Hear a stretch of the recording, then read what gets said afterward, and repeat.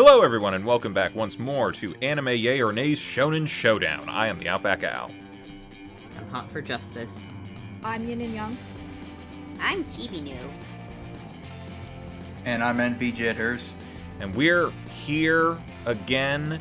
It is the second and final match of the semi-finals. Just a touch hot. We were talking about mic volumes before this started, and I didn't even listen to my own advice. So, what happened? First off, don't forget to like and subscribe and do all that stupid hootenanny that everyone needs to make a successful career on YouTube, which we will never have. So, last week, what happened? The first round end of the semifinals, Jujutsu Kaisen beat out Demon Slayer, so they're going on to the finals, and the winner of this week's fight will go on to face them. Who did we have this week? We had Naruto versus InuYasha. So, should we just get into it, or do we have any thoughts beforehand? Not really. Okie dokie. All right, so we might as well start with Naruto because, you know, that's how lists and stuff work. Naruto. What happened in Naruto today? So we watched... Basically one giant fight. Yeah, basically, yeah. So we watched episodes 7 through 9 of Naruto and 7 through 9 of InuYasha. And in episodes 7 through 9 of Naruto, we get to the Land of Waves. After the assassination attempt on the bridge builder guy, I forget his name, we take a boat across a foggy ocean. Saw a bridge that wasn't done yet. They got to complete that bridge, and we found out that a guy who runs a shipping company has taken over the island and is controlling everybody, and everybody's in poverty, and we got to build a bridge to the mainland to get help and stuff because, you know, this guy controls all the boats and everything, so he basically controls everybody's way of life, which sounds terrible. And he guilts the entire team into helping him out because he's like, well, you know, we couldn't pay for big protection from a big to-do, so, you know, I guess you guys will go home and I'll be murdered, and, you know, my grandson will be sad, and my daughter will be sad, and everyone will be sad, and the village will be, you know, it'll be destroyed. But you know what? That's not your guys' problem. So they're like, fine, we'll stay and help you. And they transitioned very quickly from a village that is clearly built on stilts in the water to a forest area. I'm not sure how they were able to do so quickly, but they do it. And Naruto is convinced that he has to be the big guy now, and because he kind of pussied out the last episode. So he just starts throwing knives into the bushes, almost at random, but he nearly hits a rabbit. And the poor rabbit. But Kakashi notices, hey, that's a white rabbit that shouldn't be white at this time of year because that's not how fur works. This thing was raised in captivity and is therefore here because of ninjas. And he's right, because it's that very moment a giant sword from Final Fantasy or some shit flies through the air, nearly decapitating everyone. And then who shows up but a shirtless Steve Bloom, who is there to kill people because he is assassin. And that's our buddy Zabuza. If you guys want to keep calling him Steve Bloom, I know you guys were calling him that whenever we were talking beforehand. That's fine. It's who he is, man. You get a Steve Bloom voice, you get a Steve Bloom voice. Anywho, his name is Zabuza, and he's here to kill this guy because he is a professional assassin. Not like the professional assassin before. This guy's a professional assassin. Even Kakashi knows this guy. He's like, damn, this guy's tough. And Zabuza's like, damn, you Kakashi, I know you tough. And so they're kind of just flexing a little bit in the beginning of this. Just kind of like, yeah, I've heard of you. I've heard of you. Well, I've heard you can do this. Well, I've heard you do this. And then they start fighting. And that's pretty much what it's going to be for the next 3 episodes. Because we see a combination of them fighting, outwitting each other, and then explaining in thorough detail how they outwitted each other with flashbacks of the things we literally just saw. Yep. Wouldn't be a shonen if we didn't get that stuff. Oh, it could be. It could be. But Okay, it wouldn't be an not. old school shonen if we didn't Yeah. get that stuff. Yeah, I'll get to it. Anyway, not worrying about the flashbacks for now. What actually happens in this fight? Kakashi shows that he has a Sharingan, which is a very special thing that it gets explained. It allows him to copy any technique that he sees. Zabuza decides to hide in mist, and then he jumps out from nowhere in the middle of everybody and tries to assassinate everybody with a big old sword swing, but then Kakashi stabs him. But he's made of water! And then he shows up behind Kakashi and slashes him. But Kakashi is made of water. And then Kakashi shows up behind Zabuza, and then he's like, hey, I got you. And he's like, but did you get me? Because he was made of water again. And then he shows up behind him again. It's literally that meme of the people sitting in a church, and one guy's got like a gun to the back of the guy's head, and then someone behind him has a gun to his head, and someone has a gun to his head, and then there's a sniper in the background. But they're all like the same They're two all the people. same two people over and over again. It's kind of great. But yeah, so that happens. He kicks Kakashi into the water and then imprisons him in the water prison jutsu. And he's stuck in a bubble. Then he makes another clone to beat up the little children. And Naruto nearly runs away, but then he's like, hey, I cut myself the other day to remind myself of that I should never run away, and I'm going to be Hokage. So he goes after his headband, which got knocked off before. He gets it, and then he's like, all right, let's do this, guys. And despite the fact that Kakashi keeps saying, like, get out of here, he's going to kill you all, but Sasuke knows what's up. He's like, dude, we run, you're dead, and then he's going to hunt us down one by one. Our only way out is getting you out of the bubble. So, Zabuza kicks their asses after giving us his backstory about how he was a child who wasn't even in ninja school, who then killed an entire ninja school. And he's like, you know what? Yeah, that was kind of the graduation exam for us. You guys have your little graduation exam where you had to transform into somebody. You know what I had? We had to kill all of our friends. I'm like, damn, dude. Anyway, he was like, I really enjoyed it. So, you know, that's great. This is exactly who you want to be fighting on your first mission. So he beats up Sasuke a little bit, and Sakura's like, oh no, Sasuke! That's pretty much her entire contribution to this fight. Then Naruto does the one thing he does know how to do, and that's spam shadow clones, but that doesn't work. So he throws Sasuke a big knife-looking thing, but it turns out to be a giant demon wind shuriken, the windmill of shadows, which they say a couple times in this episode. And he throws it at Zabuza, and he's like, that's not gonna work, my clone's too good. But it goes past the clone, it goes for Zabuza's real body, but he catches it, and he's like, you're still not gonna get me. Oh shit, there was another one. There was one hiding in the shadow of the first one, and it flies at him, but he jumps over it and dodges it. But then the thing that he dodged turns into a Naruto who throws a knife at him. I'm like, holy crap, so much is happening right now. And then it gets explained 8 times, as if we didn't understand what had happened at all. Yeah.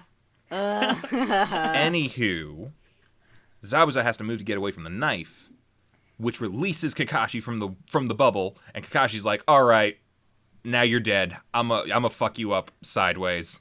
And they start fighting. And they start fighting by making hand signs to do super ninja magic, but they're doing them at the exact same time. Kakashi is using the Sharingan to perfectly mirror Zabuza's movements, and they both summon giant water dragons to attack each other.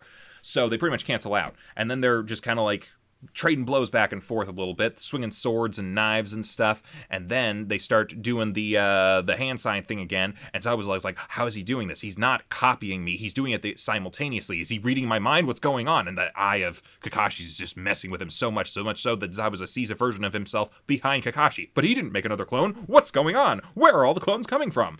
Then Kakashi makes a giant vortex, sucks up Zabuza, slams against a tree, throws a bunch of knives into his arm so he can't move anymore, and he's like, well, you're going down. This is your last battle. And then out of nowhere, some dude throws a bunch of needles into Zabuza's neck, killing him dead. And then we get some dude from Zabuza's original village shows up, and he's like, hey, been tracking this guy. Thanks for the assist. I'm... My whole job is killing people who go rogue, so yeah, cool. And, you know, he's 12 or something, And Naruto is pissed off. And at first I was like, are you pissed off that he killed Zabuza? Because I'm pretty sure Kakashi was about to do that anyway. But no, he's pissed off because he's like, how are you so young? How are you as young as I am, but so much stronger than me? And Kakashi's like, hey, you're going to find some people, different people live different lives. And you're going to meet some people who are younger than you, but stronger than me. It happens, which I think is actually kind of a nice lesson of like, there's always someone better, but also there's always something to aspire to some degree. Anyway, they're going to go, that person disappears with Zabuza's body because, you don't want the secrets of their village falling into the wrong hands. And they're off to take the bridge builder, because this is what the whole thing was about, the bridge builder, back to his place when Kakashi collapses. Cliffhanger. Dun, dun, dun. So what did we think about the plot? I usually start this, don't I? Yep. Yeah. Yes. I don't like it. I'm very much a meh here. Really? Oh, you're actually being serious. I thought you were joking for a No, second. I'm completely serious. And here's the thing, it's not because of the plot entirely. But I really have to be I really need to be critical here. Last time we did Naruto, episodes 4 through 6, which was like 3 weeks ago or something. Yeah. I talked about Naruto's flashback problem and how we saw the first of what would be many, and I warned you guys about that. Like whenever Naruto spammed shadow clones on Kakashi, and we saw the flashback to the entirety of that sequence from the first episode that we didn't need. Right. I've already made the comparison of like there's a good and a bad way to do this. Like if you're wanting to re-emphasize something like that, you do it the My Hero Academia way. 5 seconds to show Deku running in the same way that he's running in now. Mm-hmm. And yeah, so yeah, Deku runs in for to save someone the same way that he did in the first episode. That's fine. You want to do it, make it short and sweet. That way it shows us what's happening with the character and why. There's another way to do a flashback to add information that the audience didn't previously have. We also saw that done well in the last episodes of Naruto that we watched, where we saw after Kakashi comes back, he was like, I noticed this puddle of water, and that seemed wrong, so I did a thing. It was short, sweet, and gave us the information that we needed to understand why Kakashi was still alive. They don't do any of that here. They do it they do it in Here's the thing. I think the plot here is good. I think the fight is good. It is hamstrung by all the unnecessary flashbacks that are going on. Every time you get 2 to 3 minutes of something actually happening, you have to take 5 minutes of a flashback to re-explain everything you just saw in exact detail. You're seeing these episodes twice. And I hate it. And this is Naruto's ultimate problem. Is that every time this fight starts to pick up and it gains momentum, it's immediately all momentum is dropped so that you can do that again and again and again. Like I said, I love the strategy with the shuriken and Naruto on the fly transforming into the shuriken, throwing it to Sasuke pulling his own out, throwing 2 shuriken to go past the clone and go for Zabuza, all as a means of getting Kakashi out of the bubble. That is a great strategy. I love that they did that. I'm going to go into that for character a little bit later. I think that's great. We saw it 4 fucking times. And we didn't need to. You want to take a quick little thing, because like the first time around, we didn't see Naruto turn into the shuriken and go into the backpack. You want to add that? That's a fine little thing. That takes us 10 seconds. That's information that we didn't have. That would have been good. I don't need to see the whole fucking sequence every single time. I'm not Dory from Finding Nemo. I don't forget things the moment I see them. I don't... I'm sorry. This is what frustrates me. Because otherwise, this was a very good fight. And this was a great fight for them where they're at. They learned last time that they're in the ninja world now. Things are going to get serious. Things are going to get deadly. And now they're in a boss fight. They're fighting someone on the level of their teacher. They didn't even realize how strong their teacher really was up until this moment. And it's... I was looking forward to this because this is where you really start to see them become a team and work together and fight, and the fighting has real stakes. But it loses all tension because it's flashing back so many goddamn times. And it really pissed me off. Fair. So, yeah, I don't know what else I want to say here. I mean, it is what it is. It's a fight. It's a big fight. Mm-hmm. It's just not executed good. The fighting is good, but the format in which they're doing it is bad. So I'm a meh. Because I think the stuff that is presented is good, it's just not shown well. Yeah. Gav? Wow. Well, damn. Yeah. See, I don't know. Like, I like the plot. I didn't say the plot was bad. I said the plot was good. Never mind. It's your thing. Never mind.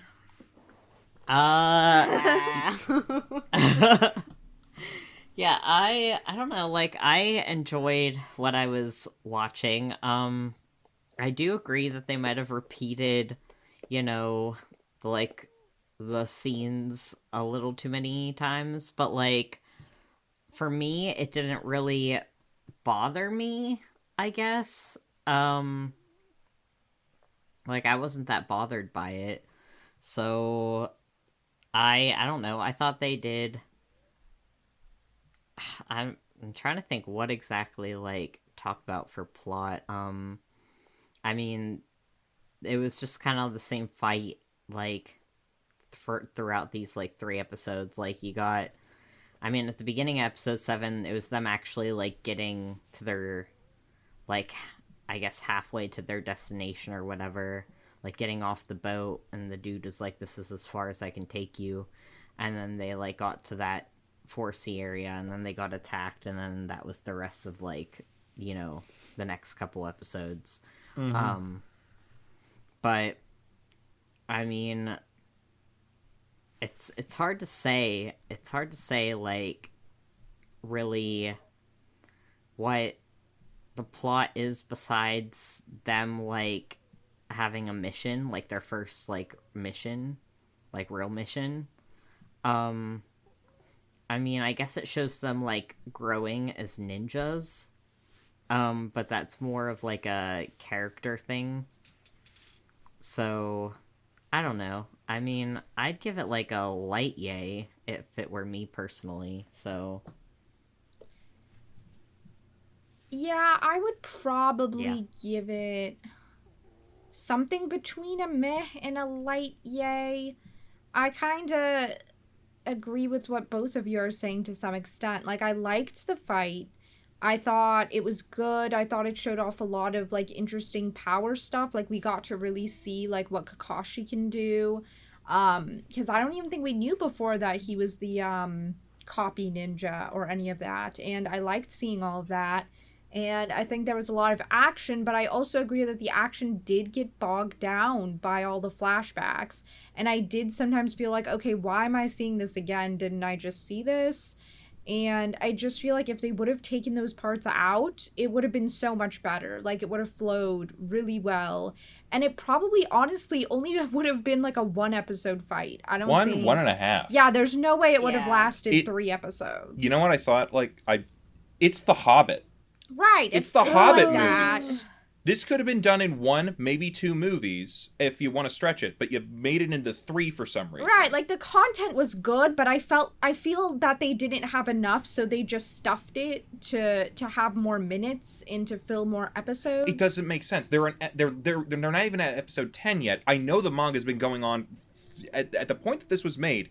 The manga had been out for a bit. They don't have to pad. Perhaps they were given a certain amount of episodes and they just needed that number or something. I have no idea. It's padding. Either way, it did feel very padded and very bloated. I think everything that happened was good, so I'm not bad-mouthing the episodes at all. It's just like they repeated the good stuff too much to the point where it wasn't as good anymore.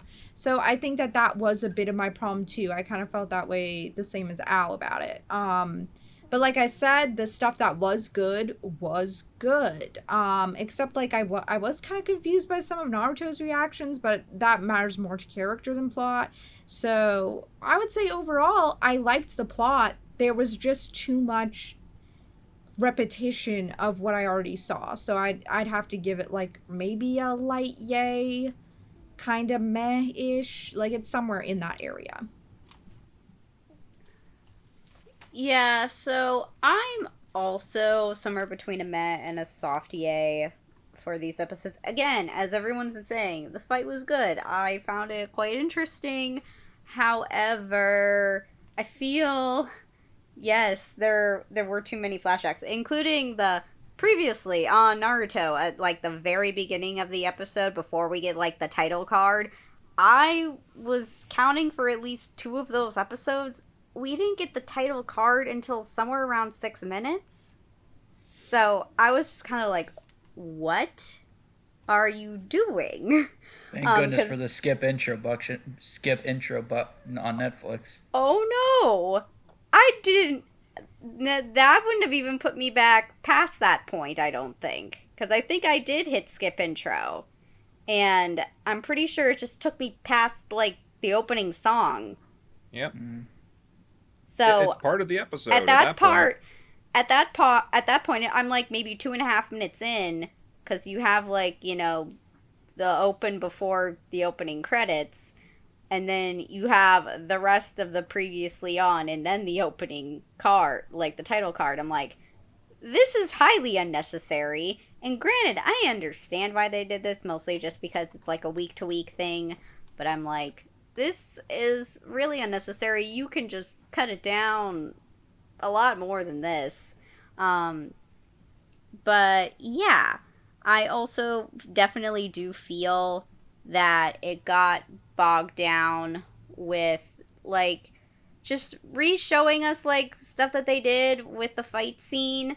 I feel like they could have done something like, had they shown it from like a different angle, like that exact same like part of the scene, I feel like that would have been fine. Like you did a different animation with it, like just so we could like see what they were doing, you know, and it looks like different, and you know, kind of like showing us their hand a little bit, and like kind of how they did it, like information, the thing with the Naruto turning into the shuriken, that was a good addition. Yeah, but yeah, it just it definitely really pissed me off, because like I felt like these were 3 episodes that like had the plot like, you know, pretty like throughout these 3 episodes, we had a consistent plot. It was just all that one fight scene, you know, finishing out this arc, getting the bridge builder to, you know, the Land of Waves. But yeah, I was more than a little annoyed, so I'm gonna give it like probably more of like a high-ish meh.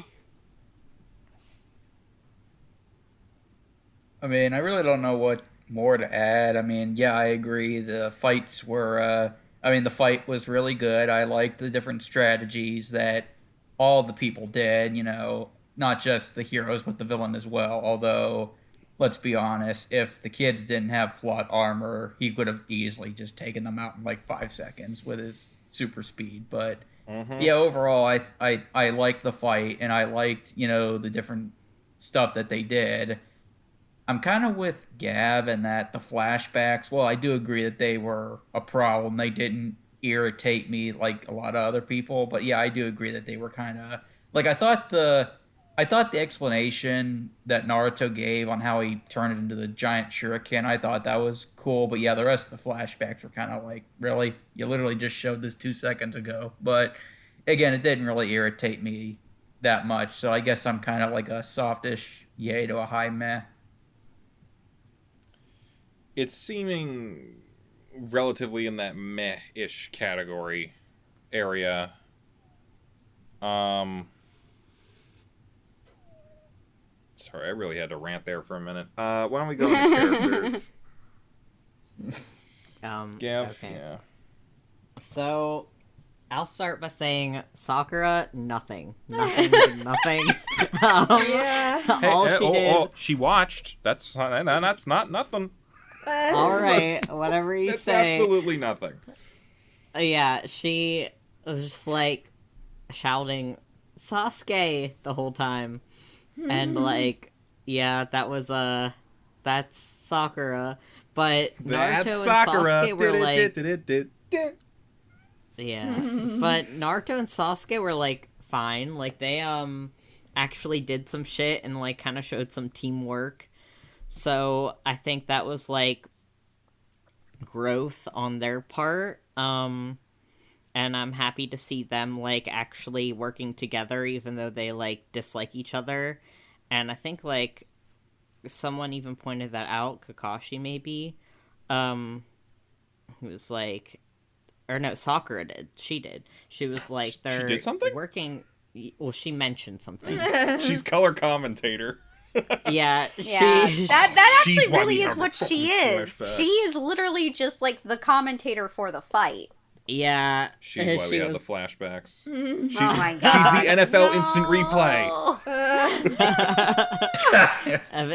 She was like, oh, like Naruto and Sasuke are actually working like as a pretty good team even though they hate each other. And I was like, yeah, they are. And I don't know, that was good on them. And Kakashi just showed off his like badass character points that we didn't really get to see much of before. Like we knew he was going to be like a good fighter, but like this really shows it that he's like a pretty good fighter. And the Zabuza Steve Bloom, he was good too. I thought he was an interesting villain, even if he was only here for this like, you know, these like few episodes. But I think that his like powers were like interesting enough, and his like dialogue wasn't like boring or anything. But I guess it's not really character. I mean, Steve Bloom could read a dictionary and it'd still sound interesting. True. Mm-hmm. But yeah, I don't know. Like, I'd get, besides Sakura, like, I think the characters were pretty good, and these episodes with their like developments, like just working together and showing off like their stuff. So yeah, I mean, I'd probably give it like a yay for that.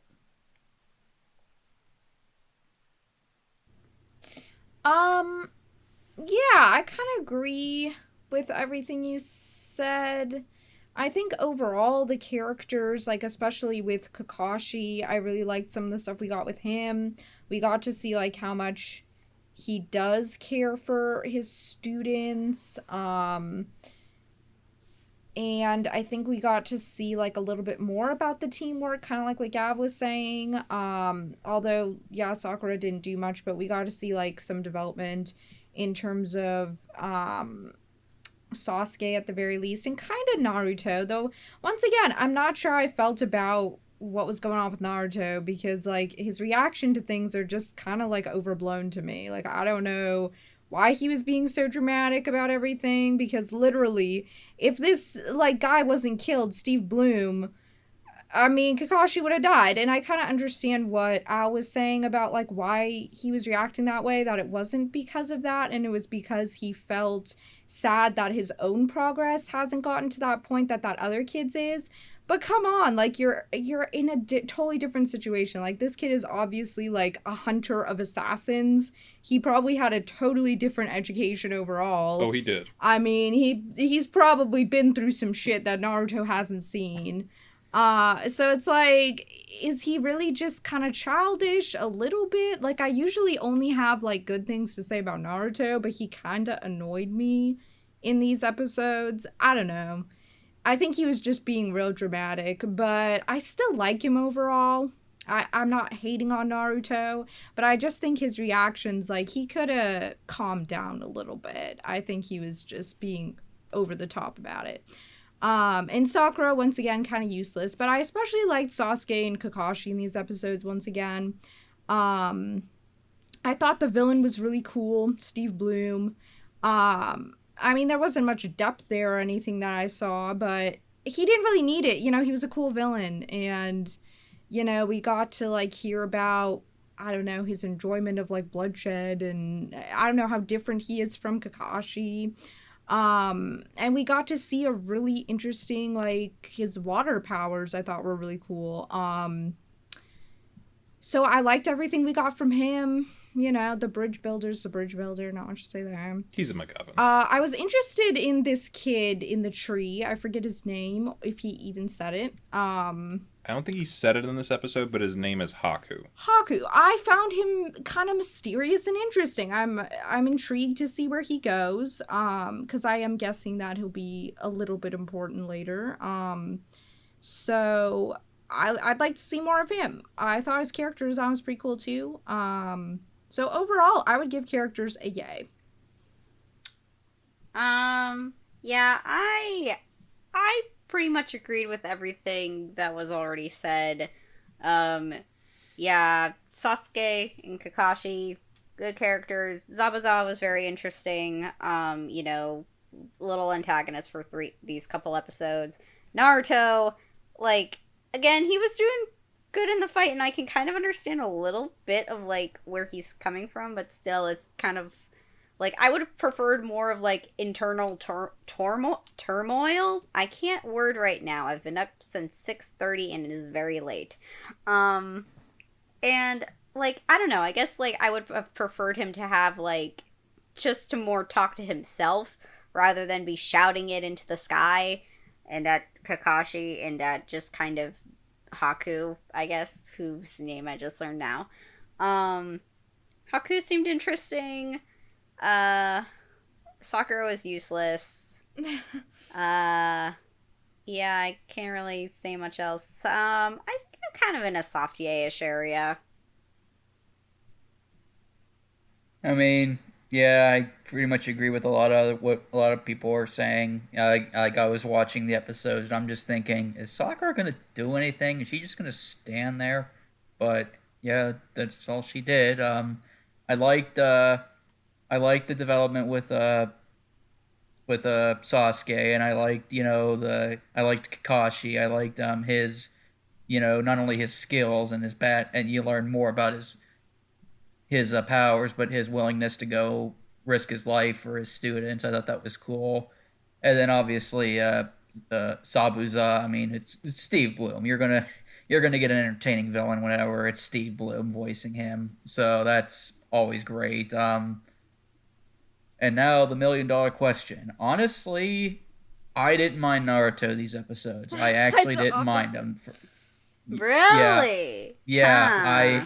Because here's the thing too. Obviously, throughout most of the first two episodes, obviously the focus was on, Kakashi and the villain, and obviously, they're kids still, and they're obviously they're gonna be scared, and but I will have to admit, when he was willing to, die protecting the bridge builder and the other two, I thought, you know what? All right, good for you. You actually did some development from the last set of episodes. And then whenever it was revealed that, Naruto did this plan with the hidden shuriken, I was thinking, okay, that's actually pretty badass. Good for you. And then, yeah, when he complained about Haku or whatever his name was, yeah, that was kind of irritating, but the good outweighed the bad for me with Naruto this week, I'll say that, which surprised me. And I actually didn't mind the bridge builder. I actually felt bad for his backstory, and it was funny too because I recognized the dub voice actor. He's the guy. He's the guy that plays Shiro from Blue Exorcist. It's like, oh, I remember your voice. But yeah, so the characters I give a yay to. That surprised me. Well, first off, let me say the Believe account was only around 3 or 4 today, so yeah, that maybe that's another reason why I didn't mind Naruto that much. Yep. I was debating back and forth with myself of whether to like give this kind of a softish yay to a meh or a yay, for similar reasons to that of what I was going with the plot. But I'm realizing a lot of my complaints with plot are in plot and execution of that. So I'm a yay here for a lot of what you guys are saying. I'm not really even counting Sakura anymore. She is just set dressing. She is just there to look amazed at people. It's what her job is at this point. It's like, I can't be mad at the plant in the corner of the room for not having character development. So when it comes down to Kakashi, very cool. We get to see some of his like the powers that he has going on. We know so little about him. Learning anything is a big thing.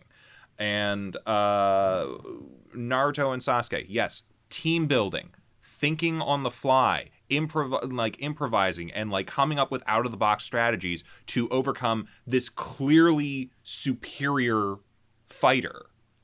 And that is huge. And that's actually one of the reasons that I really always loved this series was that it's not the most powerful person who always wins the fight. It's the smartest person. And we see that throughout the series.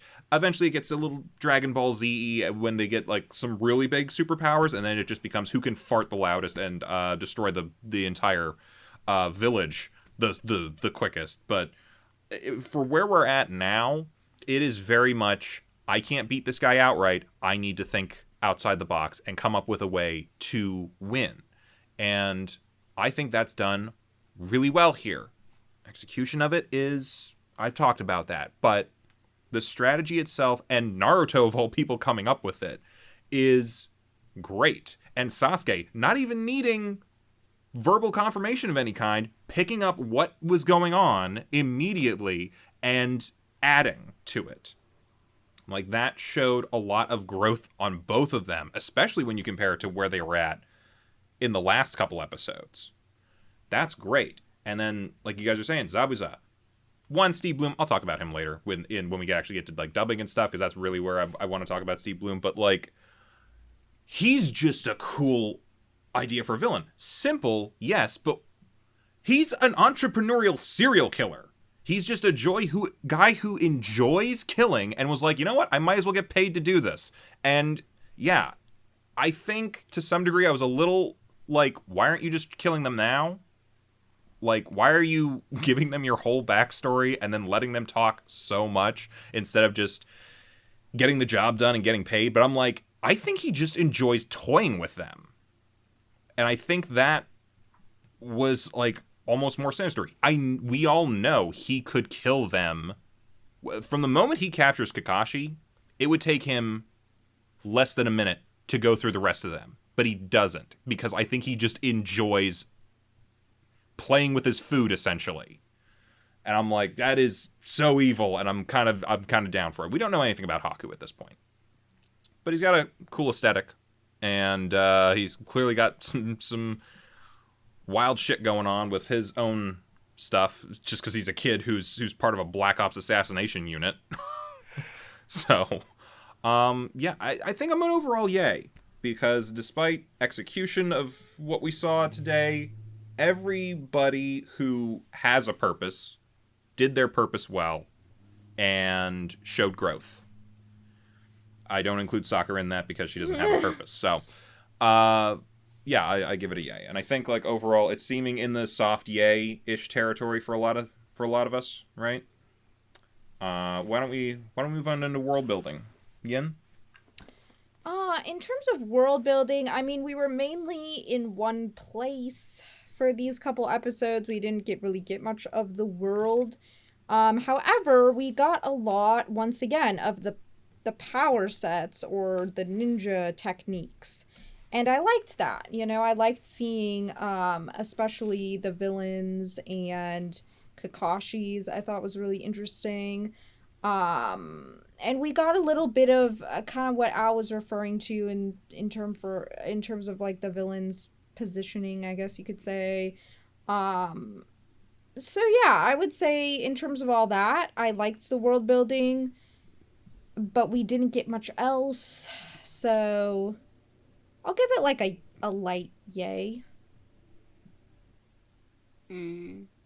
So for world building for me, yeah, I like physical world building. Like, we do finally get to see like the Land of Waves a bit, where like it's honestly just like it felt like we were in the middle of a fog, which I'm pretty sure we were. So the colors were all like real muted. So I was just kind of like, is my brightness weird while I'm watching this right now? No, it wasn't. It's just the color palette that they decided to choose to make it look like we're in a fog. And I feel like the other world building bits that we get are mostly just like with the copycat stuff, and again, like with Zabuza's abilities. We get a little bit with establishing with what Haku is, that he is a tracker, and that is like basically defined sort of like by the mask that he wears. I can't really think of anything else for world building off the top of my head. So we didn't really get a lot, but what we did get was decent and good, and also sort of build out the characters a little bit. So I'd give it like a soft yay. Yeah, what they were saying, we didn't get a lot of actual world building. We got a little bit of backstory on Sabusa, his role and his, dark and demented past, and we got more, fight techniques and, different stuff like that. And we got a little backstory on the bridge builder's past and his situation at hand that will probably come into play in the next couple episodes. But yeah, as far as, grandiose world building, there really wasn't too much. But again, that really wasn't the focus. The focus was on, the fight. So in that sense, I'll give it a very soft yay as well. I'm actually a yay here. I think the one thing that this show has done consistently well has been adding to the world as we keep going. And yeah, today a lot of it does have to do with the different kinds of powers, like especially the Sharingan. We've barely scratched the surface of what that thing can do.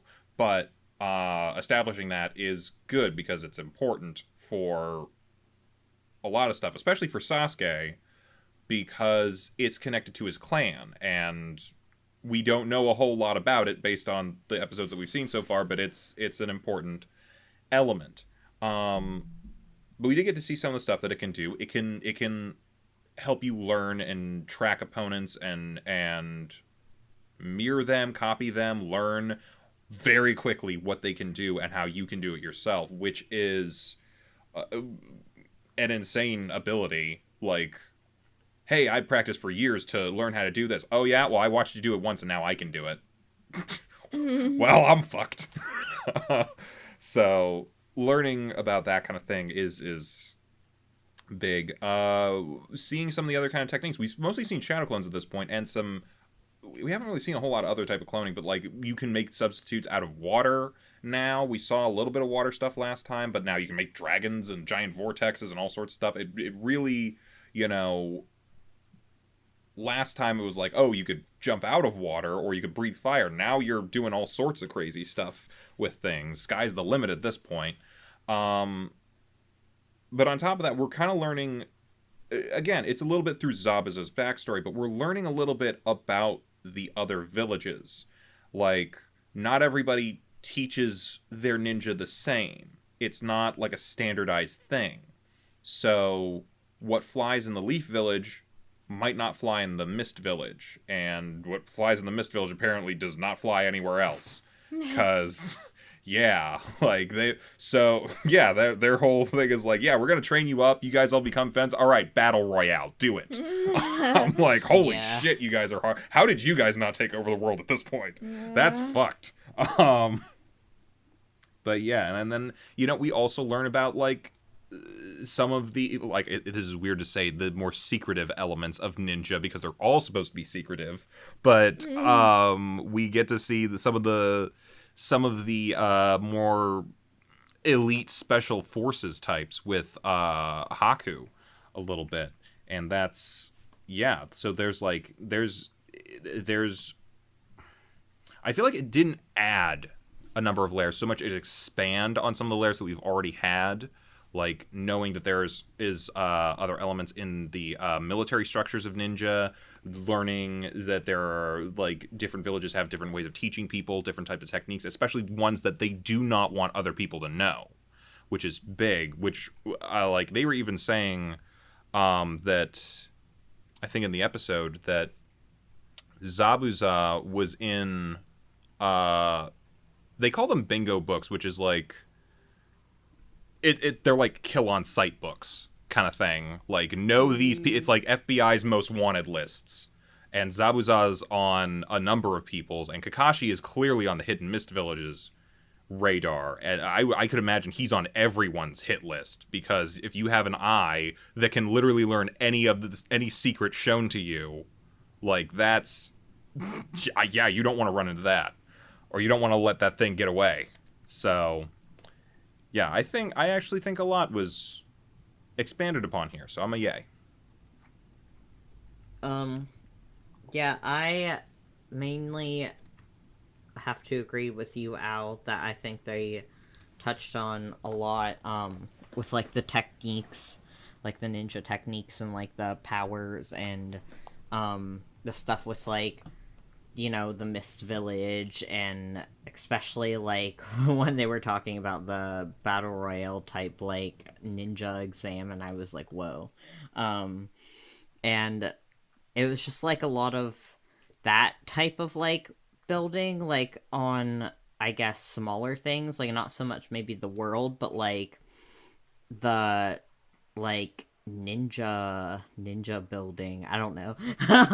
If you could rename a category, what would you rename it? But yeah, it was a lot of that, and I still think that it was good, so I gave it a yay. Oh, you started it. Yep. Right. So it's seeming overall in a softish yay to a yay category or area. Let's move on into art and animation. Chibi. Yeah, so art animation. I'm gonna just, if you will briefly, skip back a little bit to my bit on world building, where I mentioned the color palette for, these 3 episodes and how muted they are. Yeah, I feel like it was a good choice, again, given, like, the setting of where we're at. Zabuza, for character design was pretty good. I enjoyed the animation for all the fight scenes. Like, I don't really have much to complain about as far as, like, animation and character design are concerned. The only thing I really do have a complaint about is the overuse of the flashbacks, which are literally the same animations from the episodes prior. So I think because of that, I'll give it a soft yay, because laziness. Yeah, I mean, I have to admit, yeah, I kind of thought, the color palette being washed out because of the mist, that kind of was both interesting and a little bit of a detriment to me too, because, like, when I was watching it, it's like I did kind of feel like, is there something wrong with my settings? But then I realized, oh wait, yeah, it is misty, or it's like words. But yeah, as far as the actual fighting and animation goes, I really enjoyed it. I thought it was animated well. I thought different techniques were really cool, especially the water prison and then the surprise shuriken attack.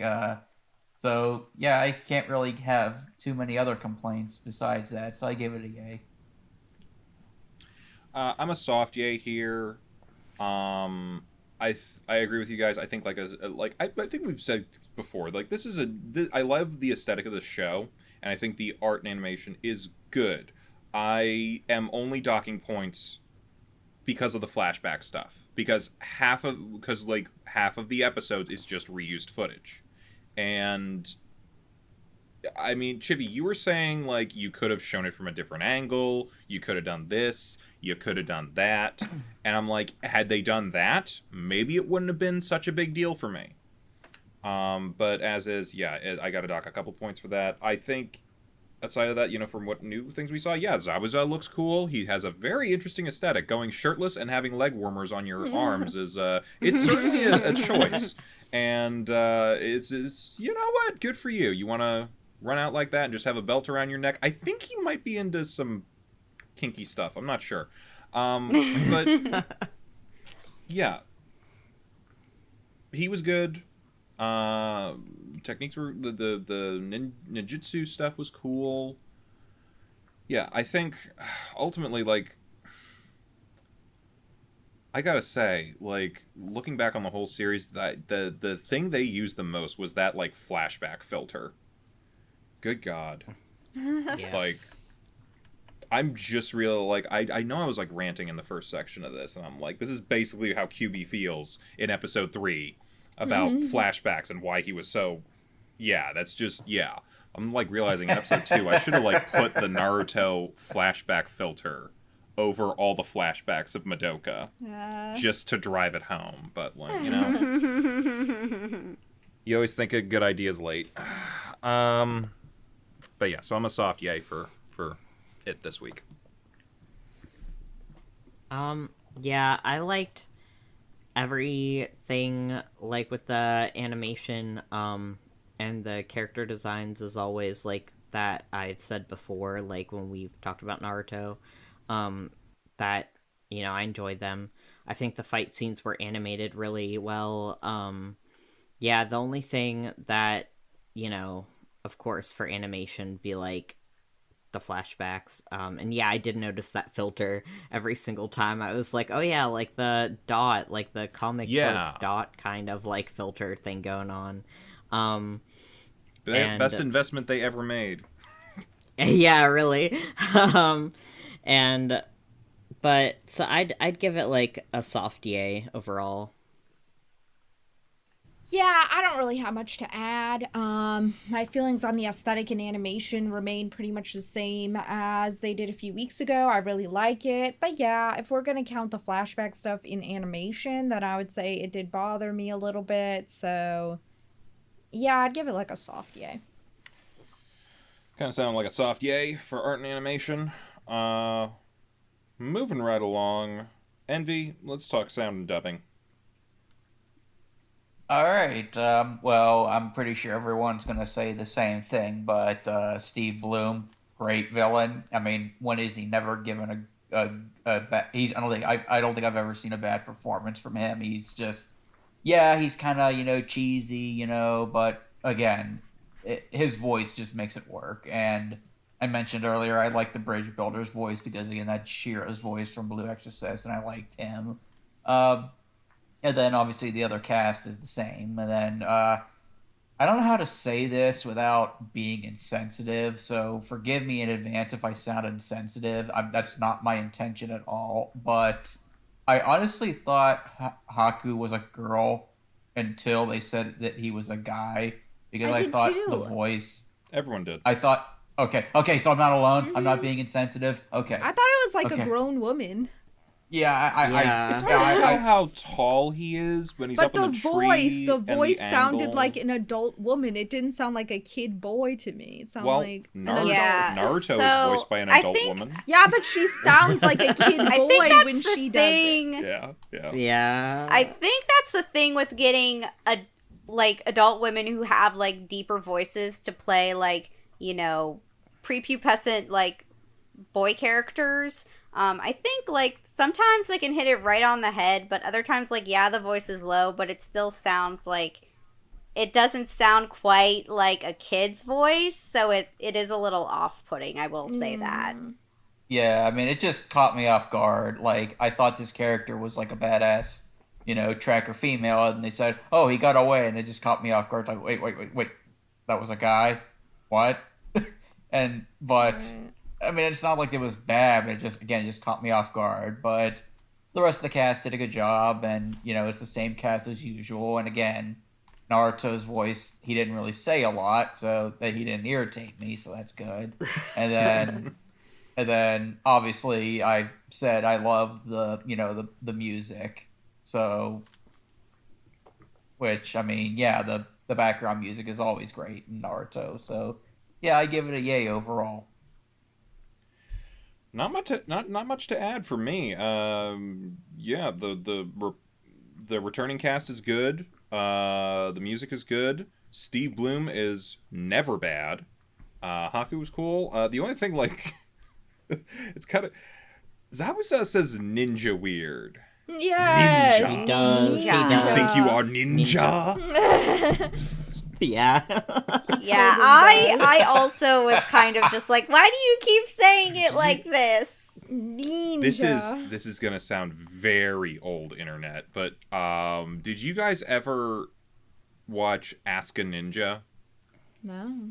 Oh, it's so yes, old. actually, I did. I Yeah, did. it just like, reminded me of this thing. I am ninja, you are ninja, we are ninja too. It's just like, it was weird.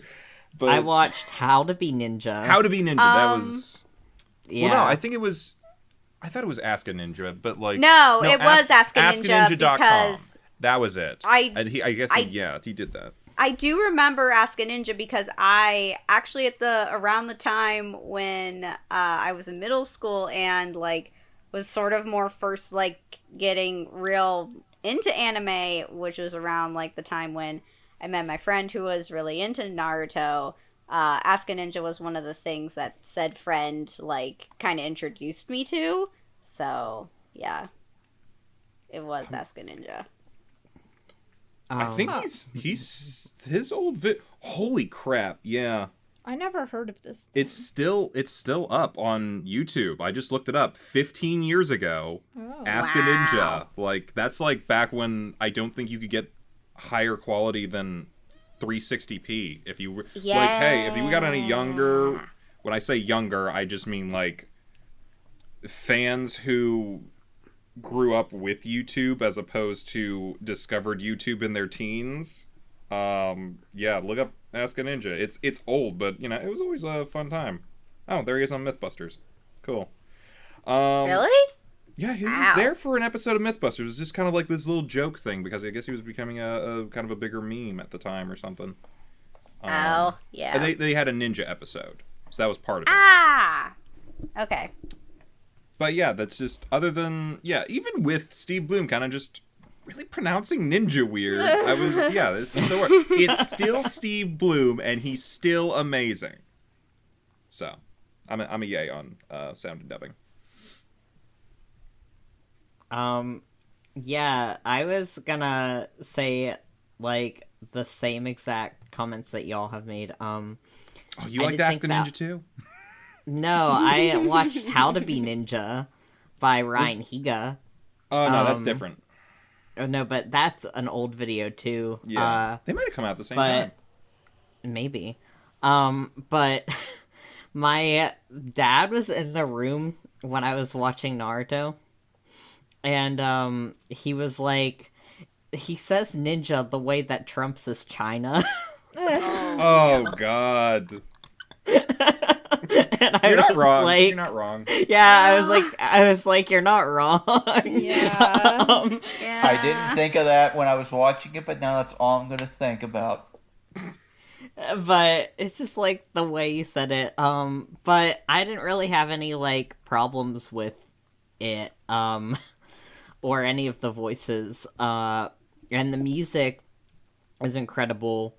Like, as always, like I really like noticed it like this time, the different kinds of like music that they play with each, like, you know, I guess, like, for whatever they're going for, like, the type of, like, scene.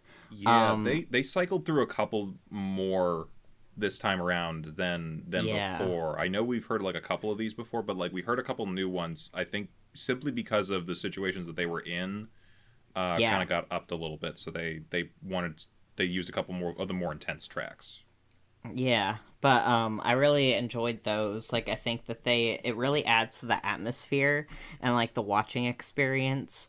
But yeah, so I'd give everything a yay.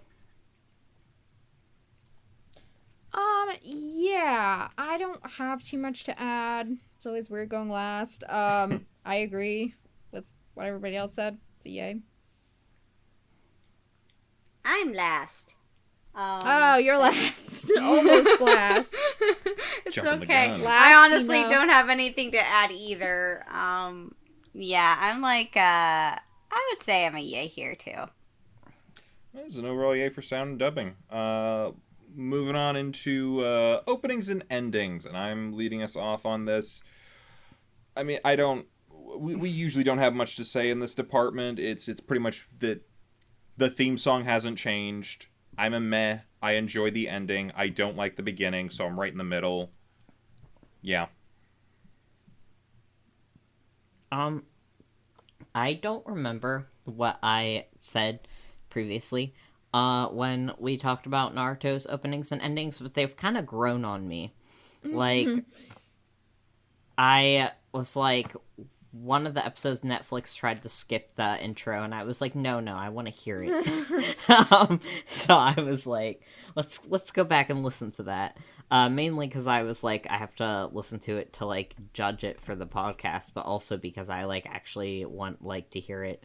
And same with, like, the ending. So yeah, I don't know. Like, I enjoyed them, like, a decent amount. I'm not crazy about them, but I don't think they're too bad, so I'd give them a light yay. Yeah, I'd probably go with a light yay as well. I don't know, my thoughts haven't changed much. I think they're, like, maybe a little bit boring, but not bad by any means. I don't know. They feel like two endings, but they're still pretty good two endings, so light yay. I don't really have much to add here, because my response is pretty much the same as everyone else's, except one thing I will say. Apparently, you remember, if anyone remembers, like, Naruto's, like, face animation at, like, the beginning of the opening sequence. Where he says, come on. Yeah, it changed. Did it? Yeah, it changed. Like, interesting. Like, before it was, like, this really weird, sort of almost 3D-ish looking, like, thing of him, like, saying, like, come on, and, like, it was weird and it didn't look good, but they actually, like, turned it now where his face is kind of, like, at a side angle, and he's, like, actually got a smile on his face, and it looks better than it did. But yeah, that was the only thing that I can really, like, comment on, that I was like, oh, this is different. But yeah, I'm definitely giving this a meh, because again, yeah, opening's big, ending is good, and not much else to add. I don't mind the visuals for the OP. I thought there was some cool stuff in the visuals, but yeah, I'm not too crazy about the song, and the ending is decent, not amazing, but not bad either. So yeah, I'm kind of a softish yay. Okay, seems to be I guess so, in the softish yay category or area for the most part. Gav, why don't you take us into final thoughts on these episodes? Final thoughts. Okay. Well, I actually enjoyed them. Like, I thought these episodes were pretty good and interesting. Like, had my attention, like, the whole time. And even if there were, like, a lot of flashbacks, it didn't bother me as much as I think it bothered other people. I mean, I could see how it might be a bit annoying, but, like, to me, it's just like, okay, just more time that could be spent on other stuff, but whatever. But, yeah, I liked them, and overall, I'd give the episodes, like, a yay. Like, I would continue watching it, to see, like, if they can get the bridge builder to, like, his destination and stuff. Yeah, despite my complaints about, the flashbacks and all that, I think overall the episodes, like, kept my interest, and I like the action enough, and especially the stuff with, like, Kakashi and a little bit with Sasuke, and, some, like, character stuff. I think, like, there's enough intrigue, and I also want to see, like, what happens to Kakashi. I'm guessing it was, like, because of his eye and everything, but yeah, like, I feel like there's enough that's still interesting me that despite the flashbacks, everything was pretty good. So, yeah, I would still give it a yay. I would still be interested in seeing more. So, like, obviously the flashbacks did take away from the episode quite a bit. That being said, like, I felt like the material that was good. Am I, like, 100% hooked and, like, want to watch it right now, like, again? No, not necessarily, but I would definitely be interested in seeing where this story kind of continues to go, so I'm, like, a soft yay here. It figures that right after, in the previous video with Naruto, I said it's my least favorite show that we've watched. These 3 episodes were actually pretty good. And it's like, damn it, now I'm actually curious about what happens next now. So, I guess good on you. You just gotta have a cool fight in Steve Bloom to get me interested. So, yay. I'm a soft yay here. And a lot of that has to do with the flashback. I'm trying not to take my own issues with what I know is coming and is later. I've said before, this has been an issue with Naruto.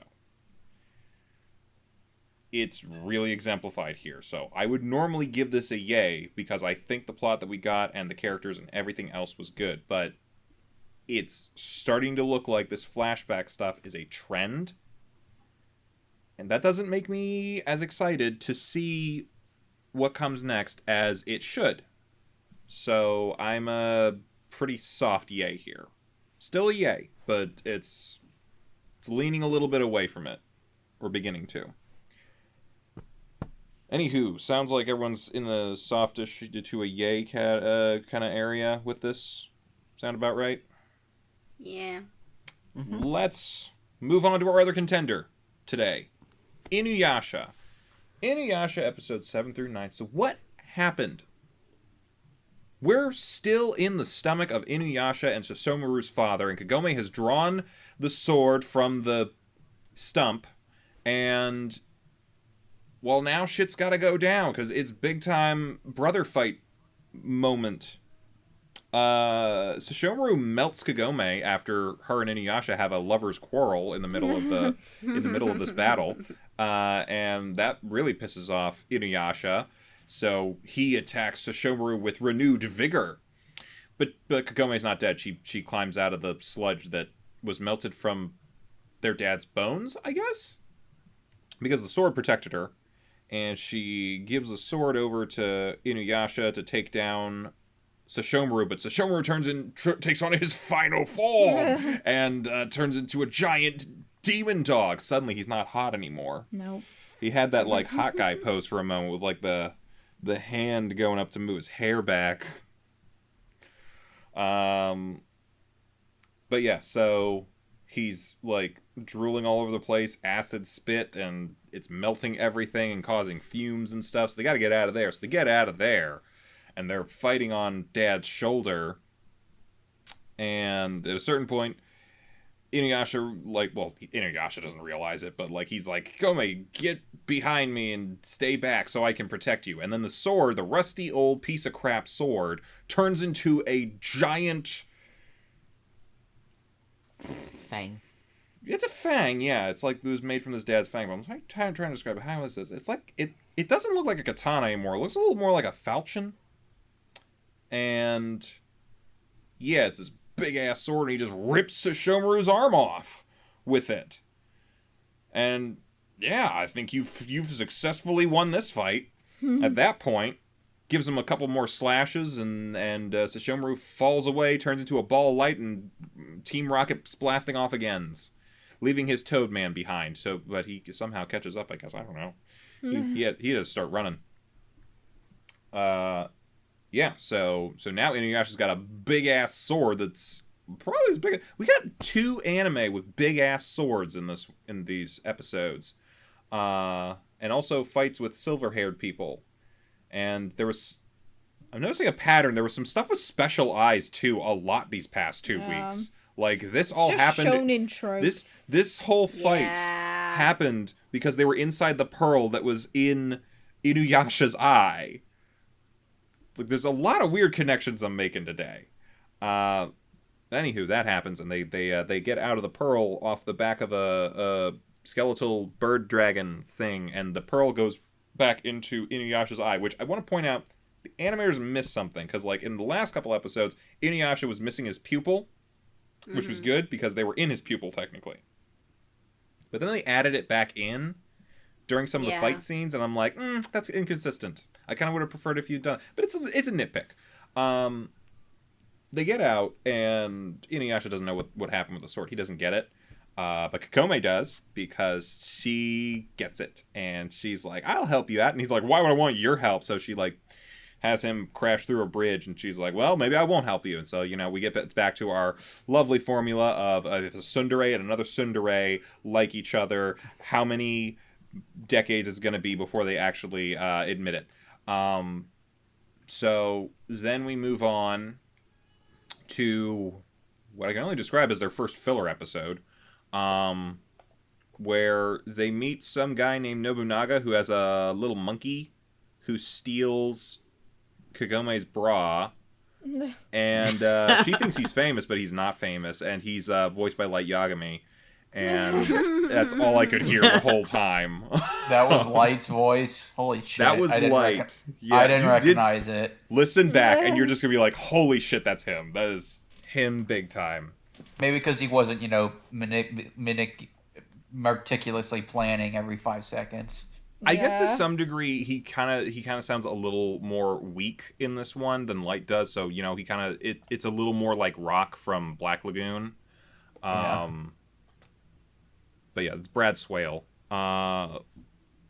Anywho, not Light is. Okay, now I sound like I'm talking about Death Note from Netflix, so I'm gonna not do that. Nobunaga is looking for the princess that was from his land, who was arranged to marry some dude, and now the dude has gone weird. He's covered in bandages and sounds weird and looks weird, just his silhouette looks weird, and he's been possessed by a toad demon, and now he's getting beautiful ladies and taking them to his palace and wrapping them up in toad spawn or some shit, and he's gonna eat their souls. And he said how did he sound? What did he sound like? I'm trying to remember the I don't voice. know how to describe it, man. It sounds like a background character from Futurama. Yeah. It's some sort of weird nasal voice. It sounds kind of like Bender's voice actor, Joe DiMaggio, being like a random background character. I can picture the character in my head. He was like a blonde guy who was like always there, occasionally in the background. But it was like, oh god, that's gonna bug me. I'll figure it out. I'll figure it out later. Anyway, he sounds funny, and he wants to eat people, and he's the 99th toad or whatever. I forget exactly how they describe this guy, but the young lord is still in there somewhere because InuYasha bonked him on the head with Tetsaiga, and they're like, well, now you can't kill him. We have to help him. And InuYasha's like, I can kill him or I can do nothing. And so he's going to sit this one out. So they're like, well, we got to figure out something. the princess and Kagome are running down the hallway trying to get away from the frog man. They're like, well, how do we do something? Then they're like, he's still a frog. What if we use hot stuff? Like fire. Let's throw fire at him. So Kagome realizes she has hairspray. And, which I gotta tell you, she gets a candle and some hairspray and creates the largest flamethrower. You do not get that big of a flame from a can of hairspray. Like, I don't know, like, how much bounce she needs or, like, how like, much product she needs. Has But fluffy hair. yeah, it's fluffy. But, like, yeah, she nukes this guy. And it causes the toad spirit to come out because they're there because it has a jewel shard in it. Mm-hmm. They would have no other reason to come otherwise. And InuYasha slashes the toad spirit in half, takes the jewel shard, and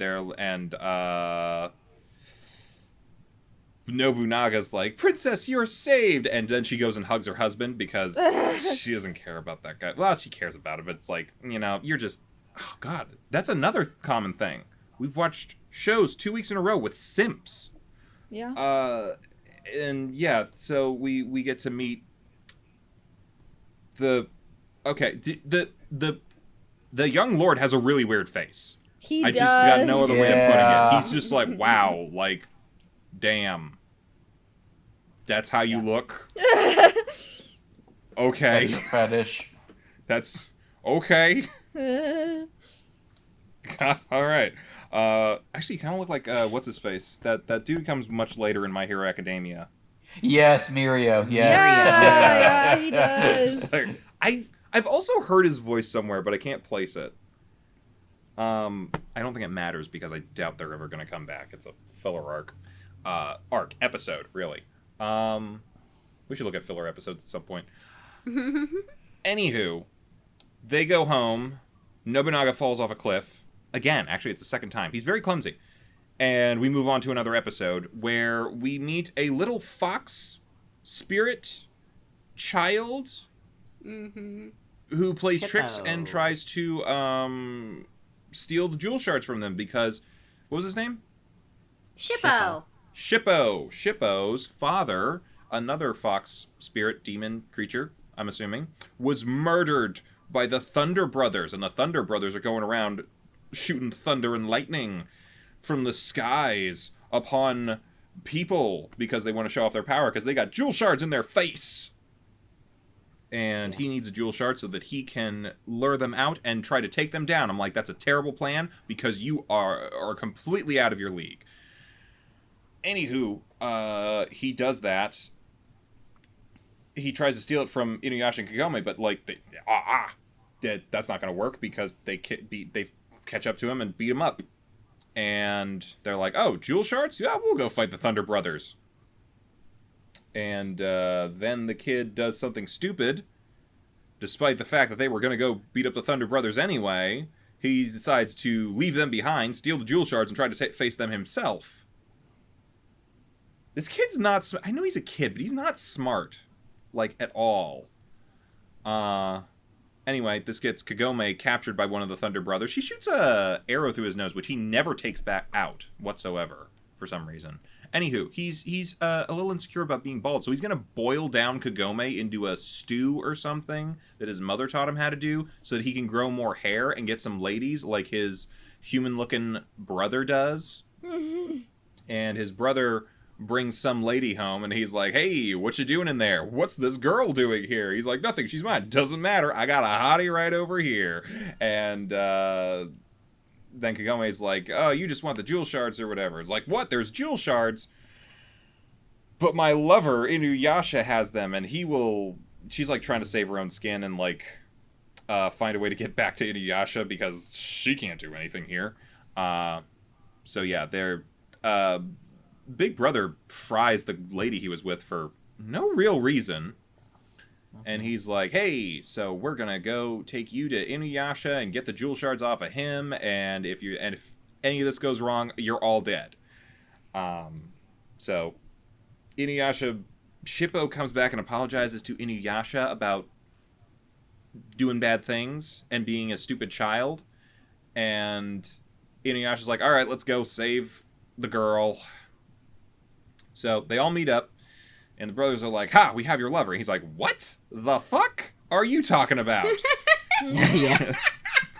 It's like, I'm sorry. Let me clear the record here. You're an idiot. And then they're gonna fight, and they start fighting, and thunder and lightning and all sorts of things are happening, and they cut because, of course, they want to leave us on another cliffhanger. Yeah. So that's InuYasha, and their big battles going on, man. A lot of fights going on this week. So what do we think about the plot? Yeah, and I think you're actually leading us off on this one, yeah. The plot. I rather liked the plot, especially in terms of the first episode. I thought that it really completed that battle well. I think we got to see some development in terms of, like, how InuYasha cares about, the girl, Kagame, and we got to see some more stuff with Sasomaru. So I liked all that. In terms of the plot of the other two episodes, they were kind of fillerish. I didn't get that much from them, but I still liked them. I think even though they were filler, they were good filler.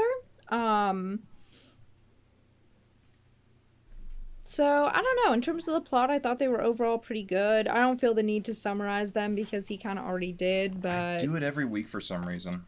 I don't know why. I don't actually think that I need to do that. Yeah, but I I like mean... it. I think I you like just it. have too much fun with it, and I think that's why you do it.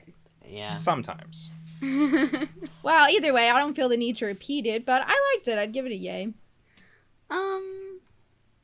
So, yeah, I also enjoyed this set of 3 episodes. It's not like the other 3 episodes that we watched this week where that was all kind of one contained plot. But I liked having, having finished up the fight from last week and then having gotten, like a little bit of like, just some interesting like little maybe lore sort of mythological kind of stuff. Maybe filler, but yeah, it was still sort of interesting with episode 8. And then episode 9, we get more plot with a new character introduction through Shippo. And that's also pretty good. Yeah, they weren't a cohesive... they weren't all, like, interconnected, but I still felt that, they were, decent episodes. So yeah, I'd give them a yay. Overall, I'd say I was pretty entertained with all 3 episodes. They each had a different plot, so I was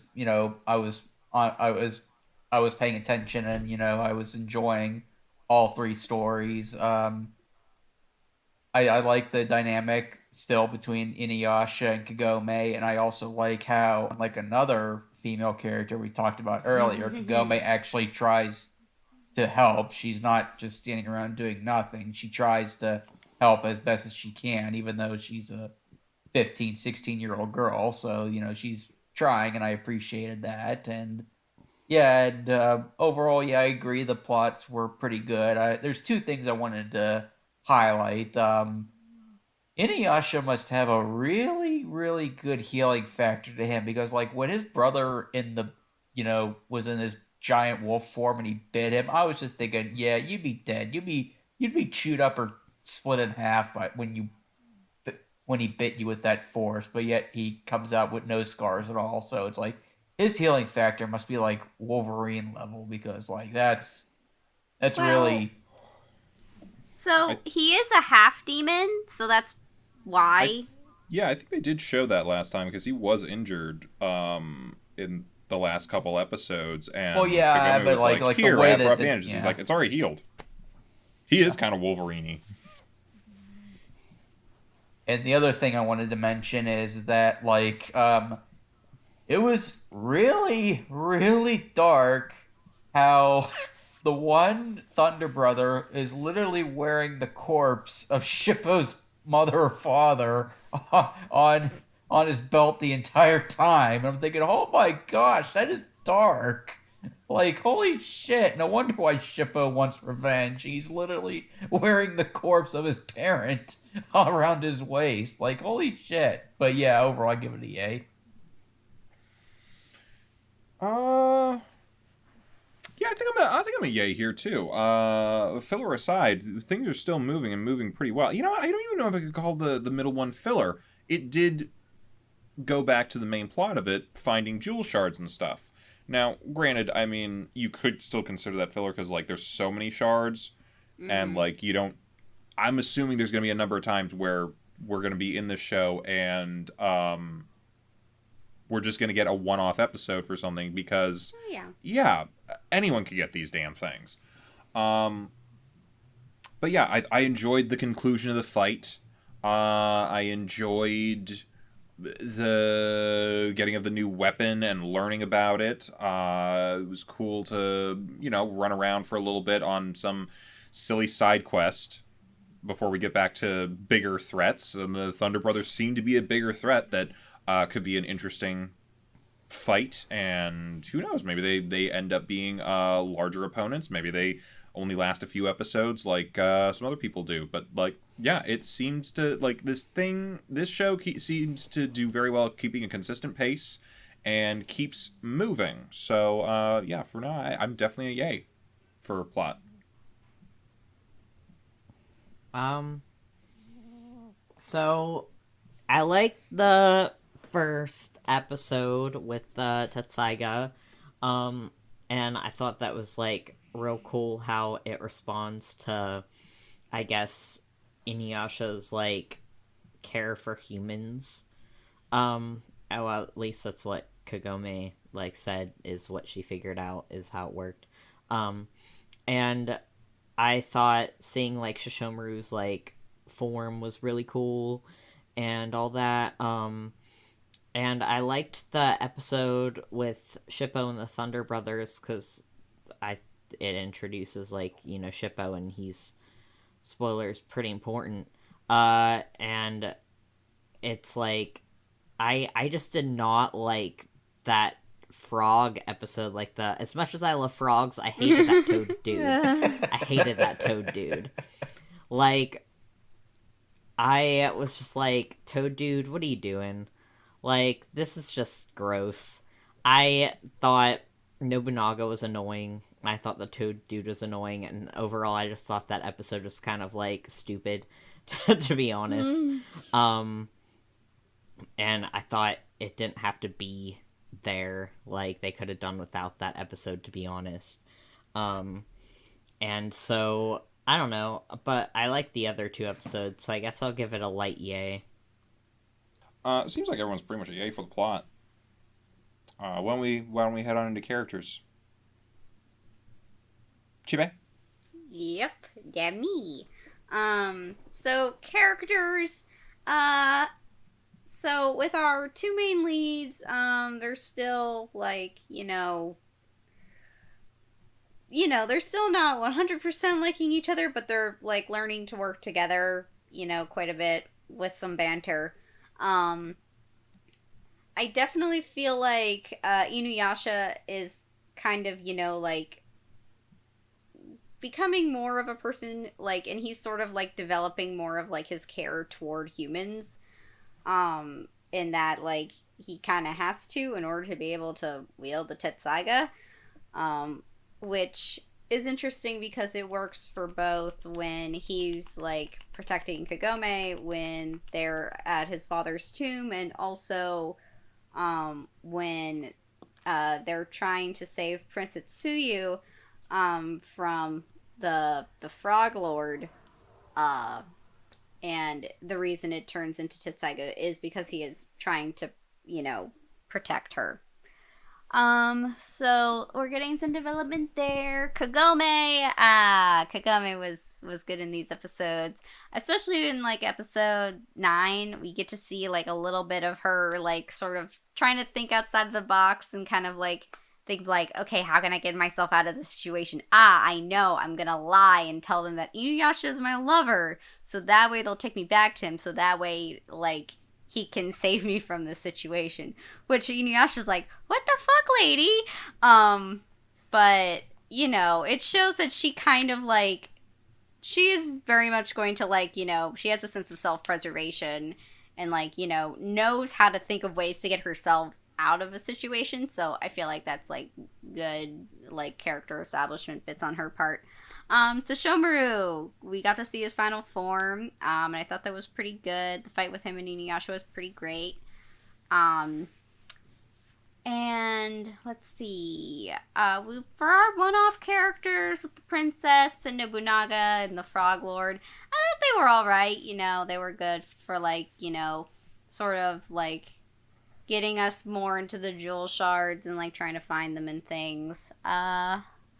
For the next episode, Shippo, we got introduced to. He's, you know, a kid, so he's going to, you know, act a little childish and be a bit silly. But you do sort of feel for him because of the fact that his father is now dead and he's getting revenge, especially with the one guy, because he's got his father's pelt wrapped around his waist, which I was like, oh no, that's not great. And then the Thunder Brothers themselves are, you know, an interesting duo for us to meet, because you've got the one brother who is very human looking, but is also like incredibly cruel and just brutal. And then you've got so I think that one's name, I believe, is like Miten. And then we've got Monten, who is the younger brother, who is the one without the hair, who kidnaps Kagome, who, like, definitely has, like, a bit of an inferiority complex, especially in comparison to his brother, who definitely, like, looks like a good-looking human. And it kind of, like, just sort of establishing, like, their dynamic, I thought was pretty good. So, overall, for characters, I'd give them a yay.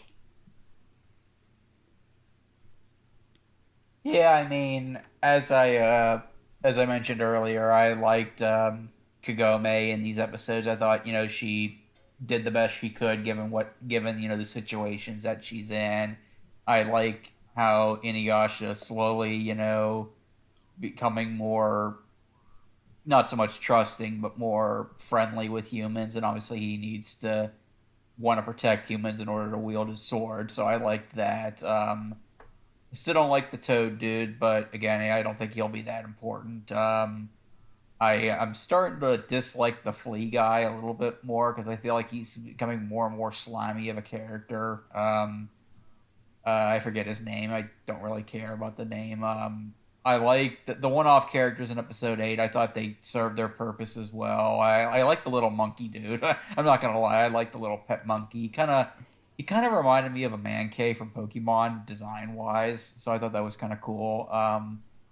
And I liked the Thunder Brothers were interesting. They were interesting villains, I'll say that. Very interesting motivations. And then Shippo, I mean, he's the stereotypical little anime kid that's way over his head with a bratty attitude, but he's got a tragic past, and it takes a lesson from an older authority figure for them to, you know, see the error of their ways, and they're going to bicker back and forth, but then they'll eventually see, you know, the older person as a mentor figure, and so they'll bond and, you know, that kind of stuff. Let me guess, I'm pretty sure that happens in the series later on, but overall, yeah, I enjoyed most of the characters, so I give it a soft yay. I think I'm a soft yay too. I think we're seeing kind of the same from the returning characters. Shimaru was cool. InuYasha worked. His Kagome worked. She's a very proactive protagonist, which is nice. But we've seen that before a little bit, and although, like, you know, the dynamic still works, so I'm not going to call it a negative or anything. I'm just not seeing a whole lot of new from them just yet. And as far as the new characters go, yeah, a lot of the ones in episode 8, they're kind of just one-offs, so I didn't really connect with them that much. I don't think I was supposed to connect with them for too long. Yeah. And Shippo is decent. I don't particularly enjoy him. I find him a little bit annoying, but, like, he's fine. So he's, like, I don't know if he's a long-term addition. I'm pretty sure he's a long-term addition. He's in the theme song. So, there's that. But yeah, no, I don't really have a whole lot to complain about here. It's just nothing like, I don't think I saw anything today for these episodes that was like, wow, you know? So I'm going to say a soft yay as well. Yeah, I'm also soft yay, because I did not like that Nobunaga character. I did not like the frog dude who was the toad dude who I guess was the lord or whatever. Didn't like him. Trying to think. Yeah, Miyoga the flea was a bit scummy in these episodes. So I was like, about him.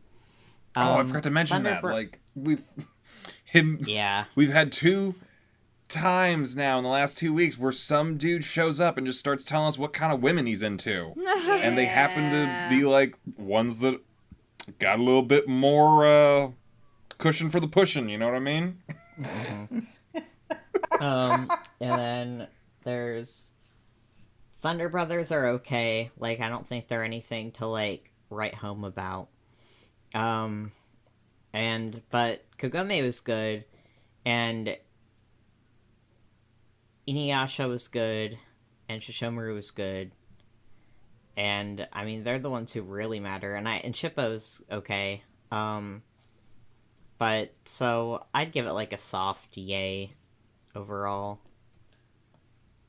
Yeah, I'd give it a soft yay too. I liked what we saw from the main characters. I think they've consistently been pretty good. Yeah, some of the new people were a little bit annoying, like the simp guy. I was kind of like, about him, and I don't know. There were a lot of people I was feeling kind of about out of the new ones, but I still like the old ones a lot.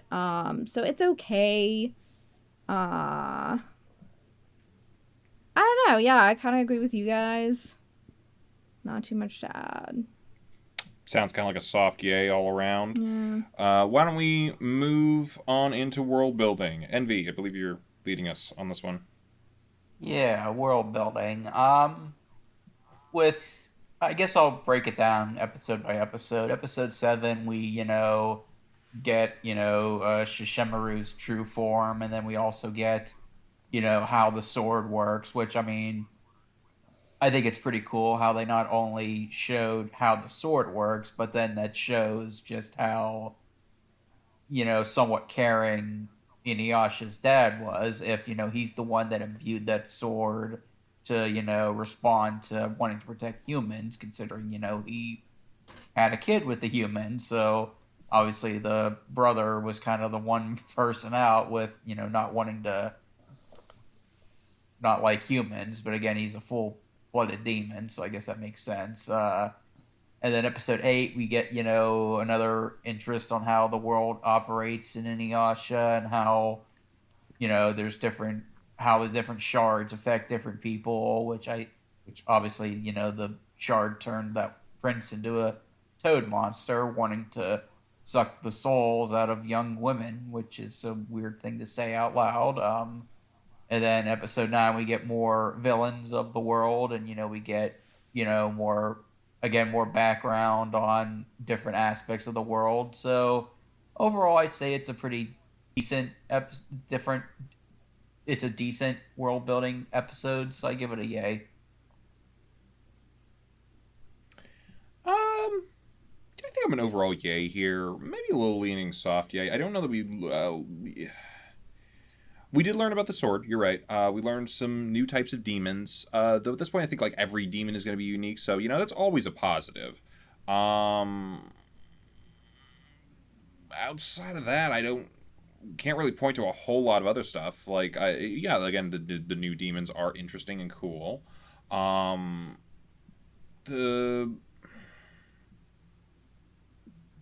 don't know what I have to add here. The Tetsaiga thing is cool and adds to thematics that hopefully InuYasha is going to grow into a little bit more as we keep going. I'll give it a soft yay. Yeah, I'm also a soft yay. Like you guys both said, I like what they did give us for, like, background information.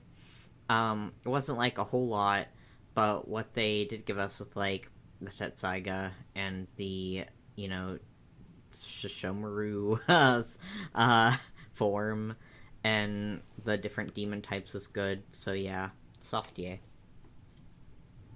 Yeah, I would just echo what you guys said. Soft yay. I liked what we were given, but there wasn't that much else. Same.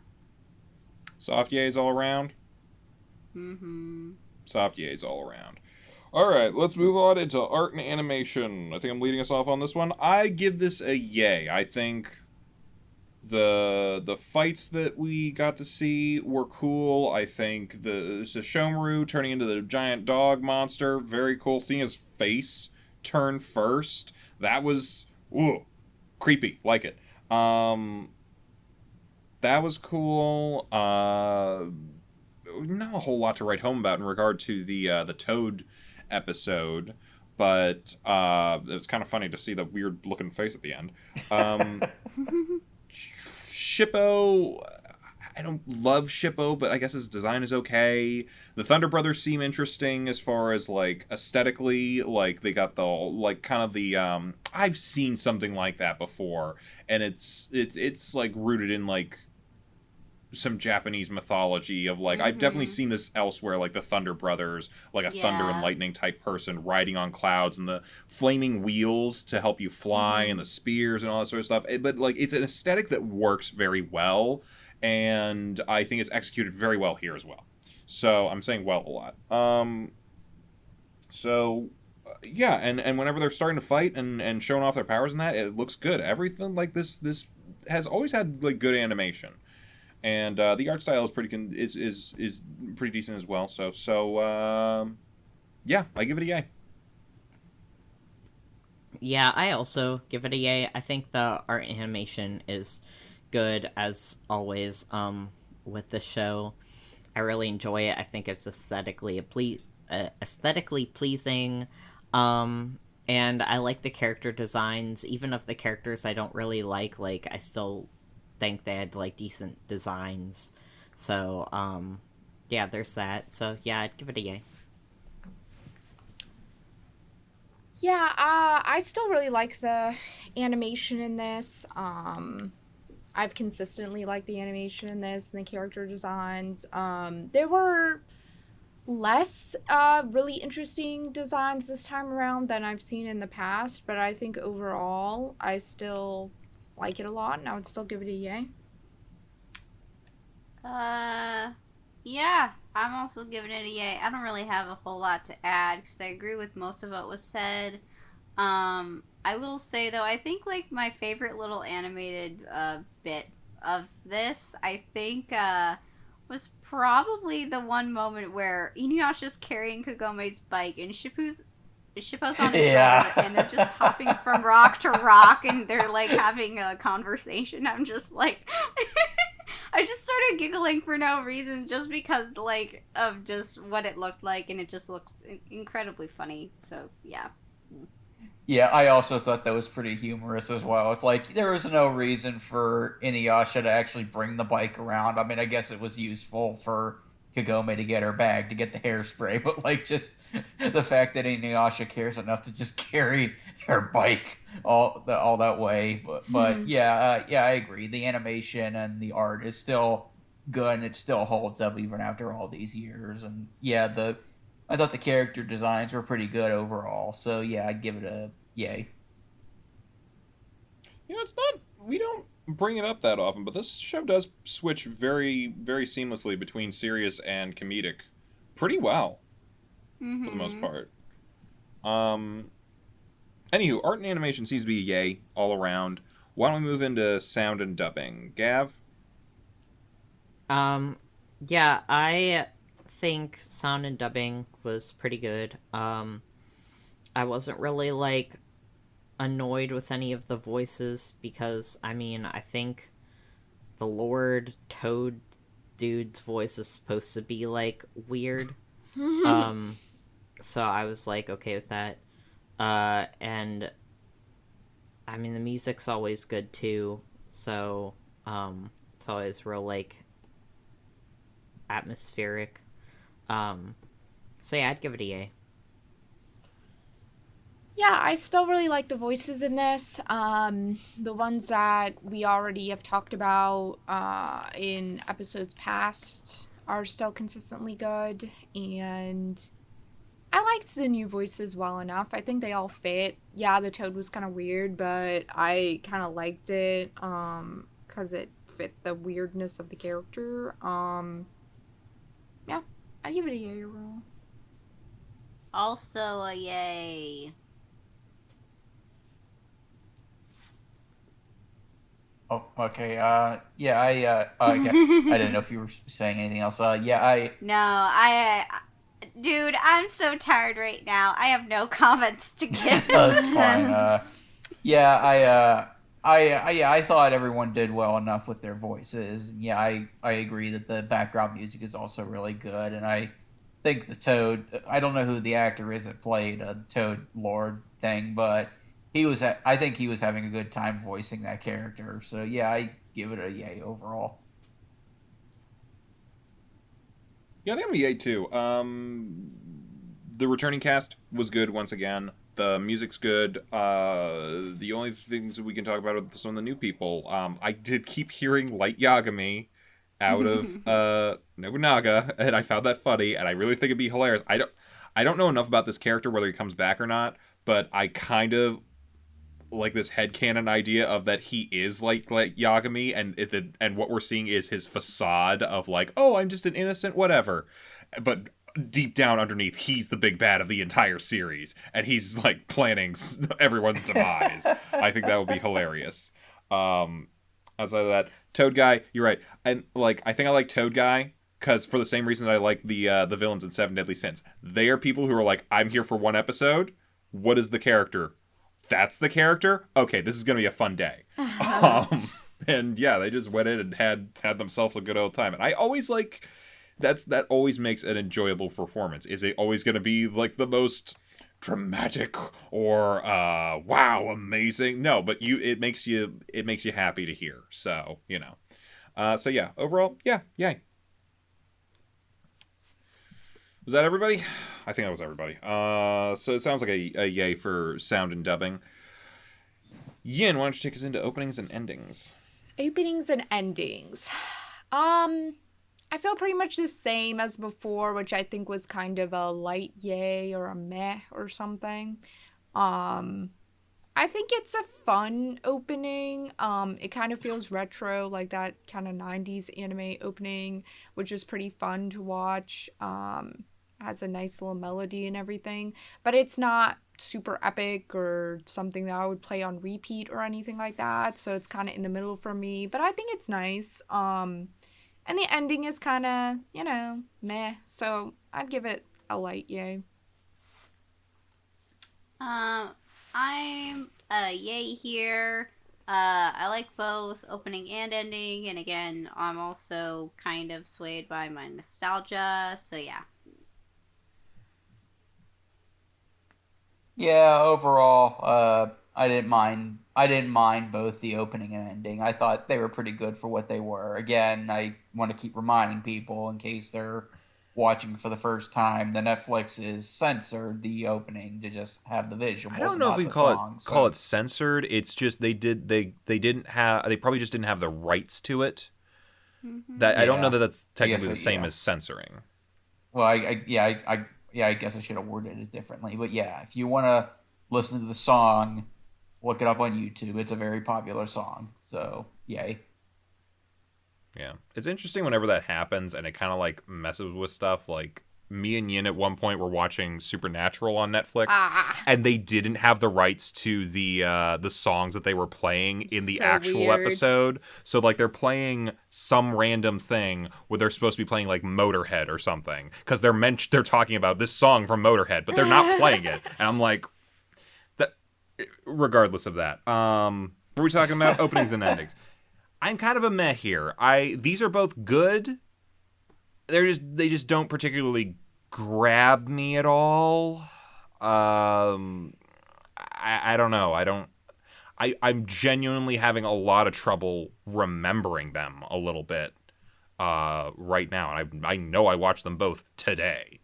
All I can remember is just the beginning. I want to change.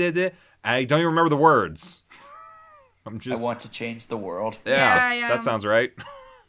That's it. That's all I got. That's all I remember from that. So yeah, they're not bad. I just don't remember them that well. So I'm gonna give them a meh. I'm a light yay. The opening is okay. I don't hear it enough because they don't play it on Netflix to like really have an attachment to it. And I like the ending. I definitely always remember the ending. For some reason, like I just think it's very calm and nice sounding. But yeah, so I'd give it a light yay. I thought I had something else that I had something in my head a moment ago that I wanted to say, and now I can't remember it. You know, that'd be weird, like, you know, what you were talking about Supernatural and, like, other shows where, like, they don't have the rights. It'd be amazing and hilarious if they did, like, a 4Kids and they put in, like, songs or stuff in to replace it, but it's completely missing the mark. Yeah. It happens. Oh, now I'm remembering. I actually watched the opening with they just put the score underneath for the Netflix opening. It works really well, especially in the fighting sections. Like, but I think that's just because like that's what it was actually made for fighting stuff. Doesn't really matter. What were we like? Soft yay. Yeah. Overall for these, yeah. Let's move into final thoughts. Chibi, you're taking this one, I think. Yep. Okay, so my final thoughts were, yeah, I definitely continue watching this. As far as I'm concerned with all 3 of these episodes, I was fairly entertained with what I got, even if it wasn't like 100% like, you know, continuous plot, like throughout like the episodes didn't all bleed into one another, but you know what, sometimes that's fine. I will say, like, because episode 9 did end on a cliffhanger, I do really want to see how that fight ends, so yeah, I'm definitely a yay and want to watch more. Yeah, I've been enjoying watching the show overall, and yeah, these episodes, at least, you know, 8 and 9, obviously they might seem like a, you know, straight filler, but hey, at least they're, you know, still having the excuse of, oh, we're still getting a Joel shard, so it's not complete filler. But yeah, I've been enjoying the show so far, and I've been enjoying, you know, the growing dynamic between Kagome and InuYasha. So yeah, I'd be interested in seeing a few more episodes to see what happens next. So yay. I think overall I'd be down for that too. I think I'm a softish yay here because, like, to some degree, it's like watching these. We did see the completion of the Sesshomaru fight, and after that, it was just kind of like, you know, a bit of lower stakes fights, a little bit.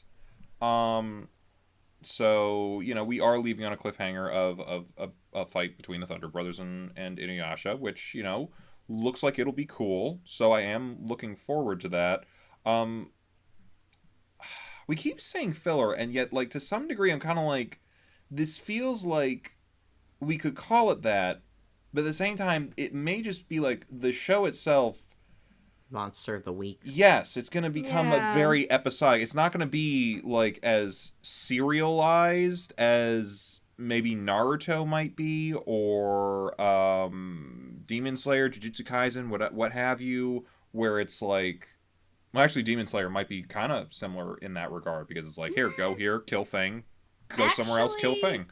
So, but the thing is with Demon Slayer is that is actually all part of the manga's actual chronological order. So, I'm not sure if it's the same for InuYasha's manga, though. For now, That's I think we can assume, especially because it's early episodes, things are happening, for the most part, in chronological order with the manga, I'm assuming.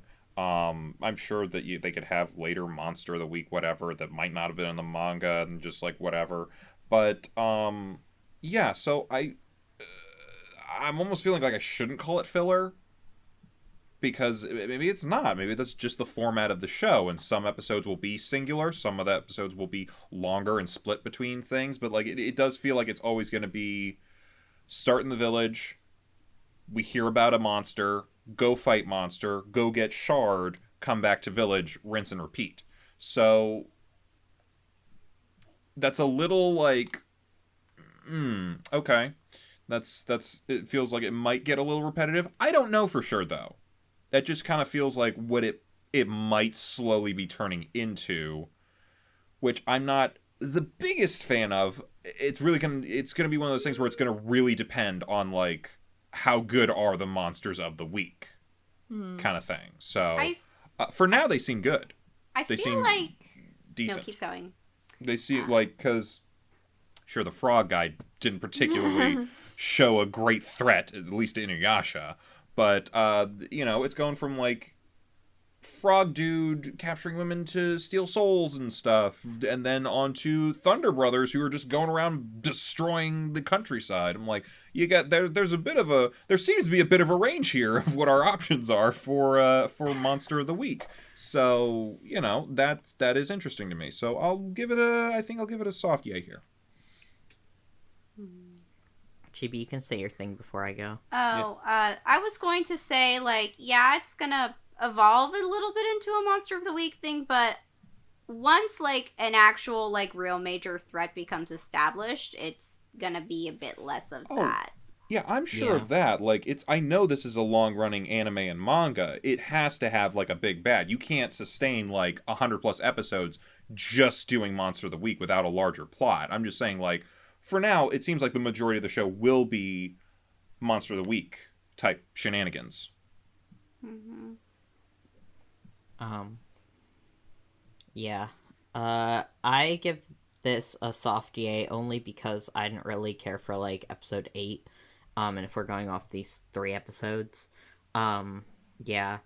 But overall, like, I love InuYasha and I would continue watching more of it. So yeah. I've consistently liked this show a lot. I think the last 2 episodes I wasn't as thrilled about, probably because they were a little bit more random or a little bit more monster of the week. And I liked the fact that the past episodes really focused on InuYasha, like his family, and also Kagome, and I don't know, it just felt very character driven before, and I feel like the last 2 episodes weren't as much. The first one this week I liked a lot because it still had that character-driven nature, but I think the second and third ones this week, I wasn't feeling that as much, so it went down a little bit for me, but I think I'm still enjoying it. I'm still enjoying the characters. I love the animation and the general tone, so I think, despite the fact that I didn't like the last 2 episodes quite as much, I would still give it a yay overall in terms of, like, would I continue watching. Plus, you love Susomuru's aesthetic. I love Susomaru a lot, so I want to see him again. We gotta show you Itachi at some point. I think you'd really be into that. It sounds like an overall soft yayish area for final thoughts. So those are the contenders. Let's debate. Let's get down to it. Let's see who's going to move on to fight Jujutsu Kaisen in the final. It's Naruto versus InuYasha. Envy, give us your thoughts on plot. This is going to be a weird one because I was more invested in the fight with Naruto in the 3 episodes, and there was more hype moments in Naruto. But that being said, while I wasn't, as annoyed with the flashbacks as, you and Yin, I will admit the flashbacks do kind of hurt the plot a little bit when, a lot of the episodes are, repeated stuff.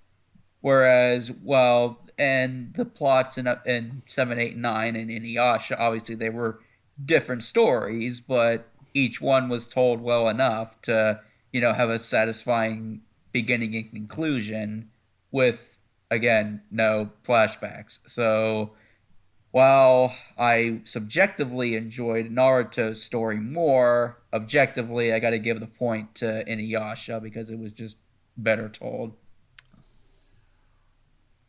I'm seeing a lot of what you're saying. And I'm like, yeah, the plot was more interesting to me in Naruto of the plot that we had. But InuYasha was more consistent in delivering and executing that plot and moving things forward.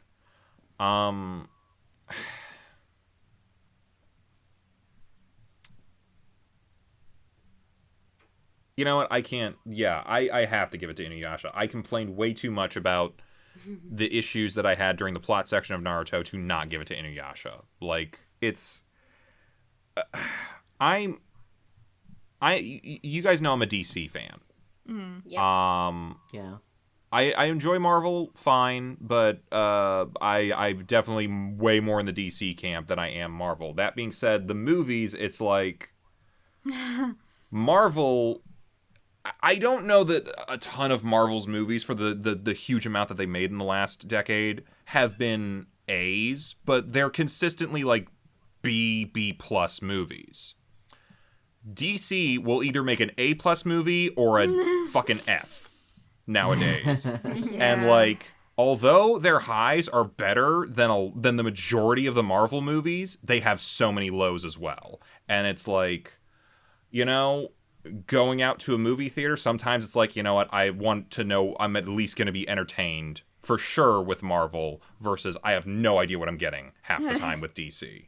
And it's like, even though, because like Dark Knight, Joker, heck, even Shazam, like those are better than like a lot of the Marvel movies. But you know, you'll occasionally have your Infinity War or Endgame or Guardians of the Galaxy where it's like, wow, you really hit something good here. But those are just elevated by the fact that like they, other than a couple, they don't really make bad ones. So I'm giving it to InuYasha with that. It's like it's the consistency of, you know, consistently giving out good versus, oh, we have these highlight moments of oh, this is really cool, but we gotta slog through these valleys of I don't want to do this. So yeah.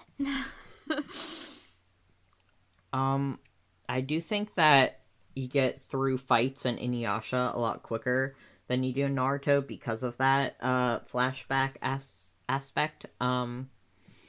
So it's like the Thunder Brothers like fight, I feel like isn't gonna go on for that much longer. Whereas like if it was Naruto, they'd keep showing the flashback thing, and then it would take 3 episodes. But like I really did like Naruto's like plot and where it was going, but like I feel like for these 3 episodes the plot was going more places with InuYasha, so I'd have to say InuYasha if we're going with these 3 episodes. Yeah, I would agree. I liked them both in various ways. I think the fight was good in Naruto, though it got bogged down. But, you know, InuYasha just got where it was going faster, and I just felt more, like, consistently entertained because stuff was, like, constantly happening that I hadn't seen before. So I would say overall, I would give it to InuYasha for this particular week. Yeah, I would also give it to InuYasha this week. Basically for the reasons that everyone else has already stated, so I'm not gonna talk for too much. Yeah, that's pretty universal. InuYasha takes plot, and we move into characters. Am I taking this one? I think I'm taking this one. Mm-hmm. Yeah. Okay. I think characters were good on both of these. I've said before the flashback bullshit is mostly in the plot and in some cases the animation issues. As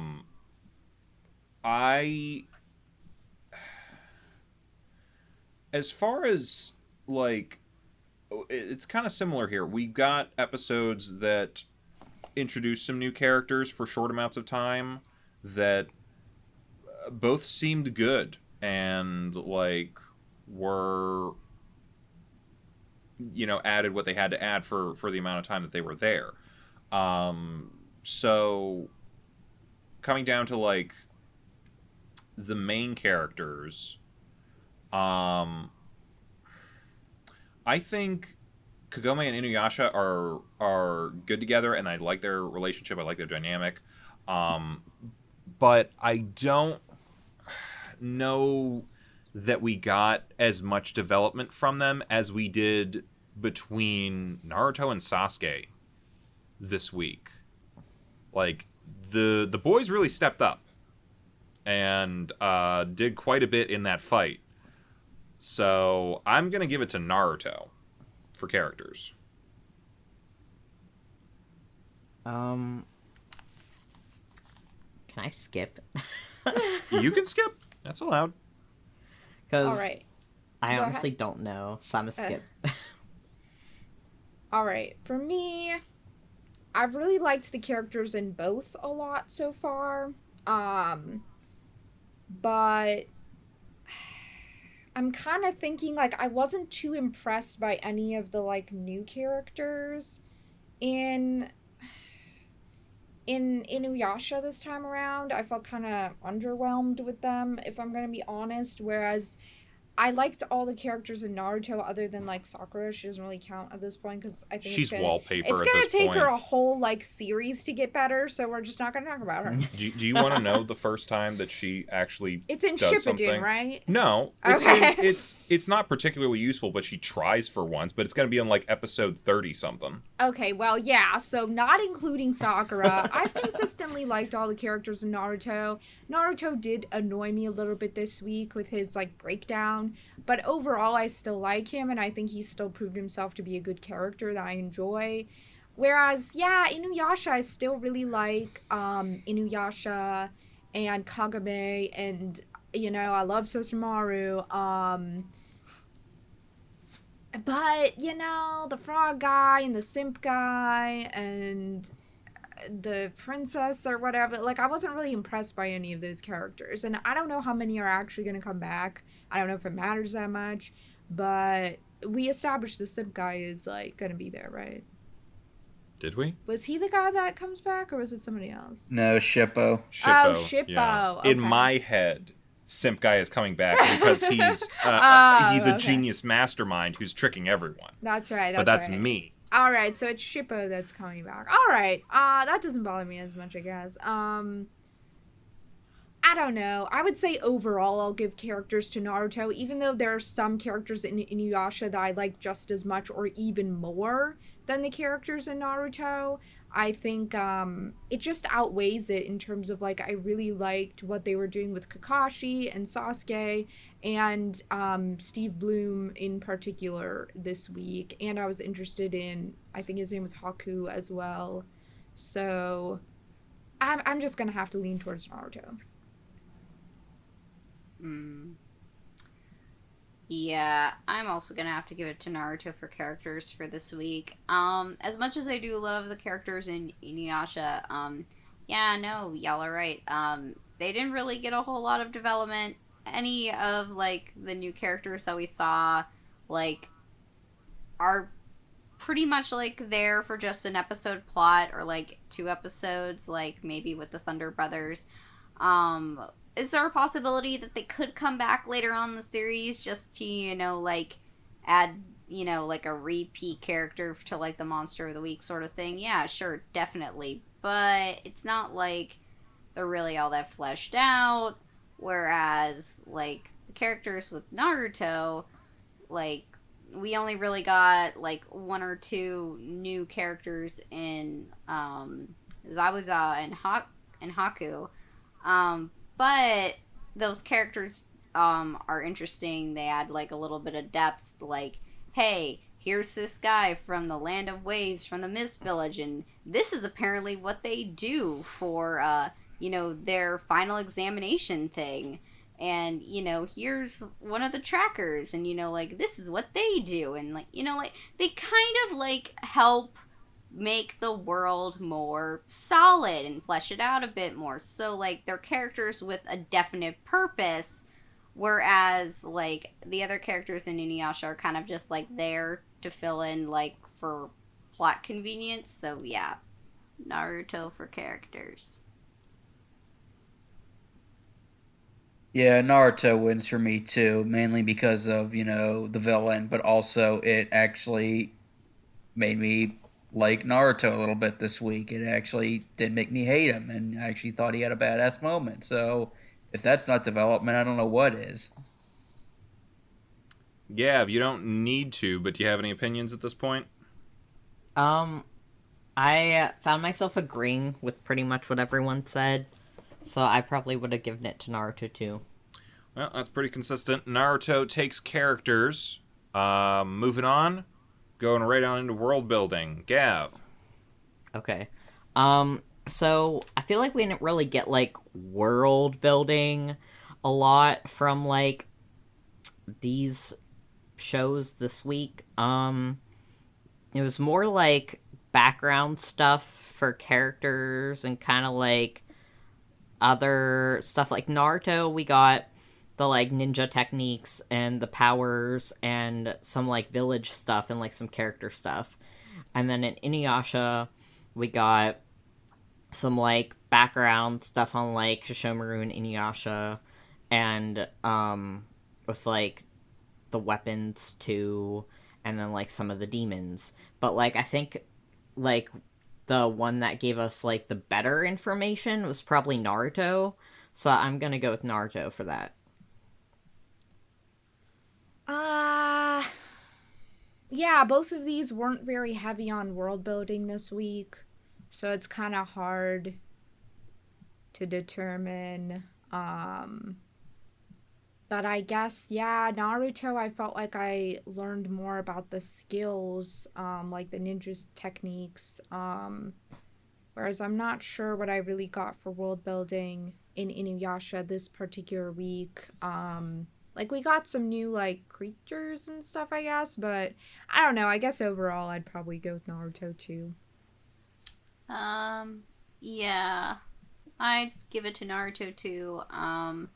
Mostly just for the fact that, like, again, we get, like, stuff established with, like, the ninjutsu, as well as, just kind of establishing, like, again, a bit more of the world. At least they did it through the characters with, like, the Land of Waves and the Mist Village, and, like, again, with their final examination, and then, like, Haku being a tracker and kind of explaining, like, what their job is, for the hidden villages, and just kind of establishing a lot of different things, and also, like, establishing the Sharingan, and, getting that, like, kind of established and what's going on with that a little bit. So yeah, I feel like Naruto did a far more consistent job of establishing, like, different bits of this world, so I'd have to give it to them. Chibi, do you... I gave my whole explanation. I'm sorry. not saying it again. You kind of just okay. stopped abruptly on our end. I thought you cut out a bit. I did, but I kept going. I'm not saying it again. All right. No, you don't have to. I think we got where you were going. You will hear it in post. Yeah, I mean, I liked the little world buildings in both, but yeah, if I had to think about which one did more overall world building, I would give it to Naruto as well. Same. My only complaint about it was like some of it came in kind of lore dumpy elements that maybe could have been done a little bit better, but like again, I think their world building is one of the things that's most consistent about them. InuYasha brings up new stuff with the swords and stuff, and a little bit of his backstory, and of course new demons. But their whole thing is new demons every week, so Yeah. So it seems pretty universal going with Naruto for world building. Why don't we move along right into art and animation? Yin? Art and animation. I liked both. I tend to like both. I think the aesthetics are really good. But I don't know. I think it just, like, for me comes down to, like, preference maybe, and I think overall I think I might prefer InuYasha in this. Yeah. Go with InuYasha. So for me, I definitely would go for InuYasha, mostly just because I don't know. I think I just again, and I think it's also Yin's reasoning as well. Like just from like my preference, I like it a lot more. So yeah. I will say that I liked Naruto's action animation more this week than Inuyasha's, but yeah, I do prefer the art style of Inuyasha more than Naruto, and I'm pretty sure Al's gonna say this right after me, but the flashbacks, they reused a lot of animation, and obviously it's kind of a knocking points off, so yeah, I give it to Inuyasha regardless. Yeah, predicting the future right there. Yeah, I'm actually kind of the opposite of you guys. I kind of prefer the aesthetic of Naruto better. On any other week, had these two gone off, I probably would have. Well, obviously, depending on what exactly happened in those episodes, but if it was just the art style, I would probably have gone with Naruto. But they are so hampered by the fact that they only gave us they gave us an episode and a half of animation for 3 episodes, and I have to give it to the one who's consistent. So, yeah, I'm going in InuYasha as well. It also comes down to preference for me as well, kind of like Ian said, and my preference is also like InuYasha's art style, so InuYasha. That's things seem to be pretty I don't think we've had any real debate. It's all been 5-0 it's so all far. or nothing on all these so far. Moving on, InuYasha takes art and animation. Moving on, let's go into sound and dubbing. Chibi, I think you're taking this one. Pass. Oh, yeah, this one might be the one that's a little more contentious. Well, I don't really I have. thought everyone did a decent enough job in Inuyasha, but damn you, Steve Bloom, and your sexy voice to Naruto. I agree. I didn't even particularly think he was sexy in this one, but you should see him later in the shit. No, don't. No, I'm not. You know what? Anyone who's seen the show, yeah, no, that's not a sexy voice. Never mind. But yeah, it's yeah. The majority of the cast is consistent. Like, I gotta tell you, like, just the fact that Envy earlier was saying that he was not annoyed with Naruto today is almost like an endorsement in and of itself for this. But yeah, Steve Bloom, excellent addition. Everyone else did a good job. It's good that they did a good job because they were talking throughout the whole fucking thing, explaining everything that happened. But that's a plot issue, a dub issue. InuYasha was good and consistent for the most part. But the only real highlight, I think, for anyone was the Toad guy. And I don't know that we were like saying, "Oh, that was great." It was just, "Oh, that was fun." But Steve Bloom did a good job, even though he can't say ninja right. Yeah. I go with Naruto as well. I forgot to mention too that I like the music in Naruto more than Inuyasha, so that was another point in its favor for me. But yeah, Oh, that's a good point as well. Yeah. Yeah, I was gonna say for my bit that Steve Bloom did a good job, and everyone else did a good job too. But I also think InuYasha's voice actors did, good jobs. But where it comes down to me is for the music, and I just got so much out of Naruto's like background like music. I just thought it gives a lot like to the atmosphere of the show, and really like gets like the audience excited, I think, or at least in my opinion it got me like excited for like what was to come, like, and what was going on, because it was just like good. So yeah, Naruto.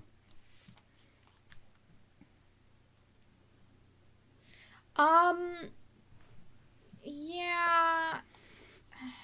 We're talking about dubbing? Yeah. And music. sound and dubbing. Yeah. I think when it comes to sound and dubbing, this one's kind of hard because I don't have like a big opinion on it, I guess.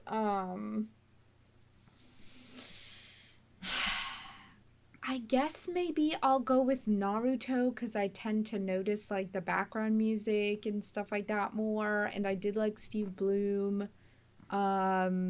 Everybody's voices were good except like I couldn't tell what was going on with Haku a little bit. Like maybe if they had made him sound a little bit more like a kid boy, it would have like been helpful, but it didn't really matter that much in the end. Like it doesn't really matter what he is. So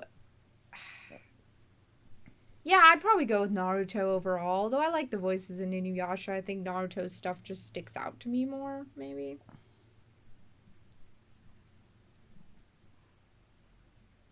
Oh, was that everybody? Yes. Yeah. Oh, wait, you skipped, didn't you? Yes. Or was that earlier? I skipped. No opinion? Still none. Okay. Well, Naruto wins anyway. Moving on into openings and endings. Envy, who's your pick? This one's pretty easy. I don't mind the visuals for the Naruto OP, but I don't really care for the song. The ending's pretty good, but I enjoyed both the opening and ending of InuYasha, so InuYasha wins for me. Weirdly enough, I was a meh on both of these. But the reason I was a meh was because I didn't really remember the InuYasha opening and ending, and I didn't enjoy the Naruto opening, but I enjoyed the ending. And that kind of puts everything at an even place. But if I have to make a decision here, I think I'm going to go with Naruto because I at least remembered them. And that sounds like very dumb, but yeah, it's I remember both of them, and I don't remember InuYasha that well, so that's what I'm going with. I've had InuYasha's ending theme stuck in my head this whole time. So I think that just tells you right there what my answer is gonna be. So InuYasha.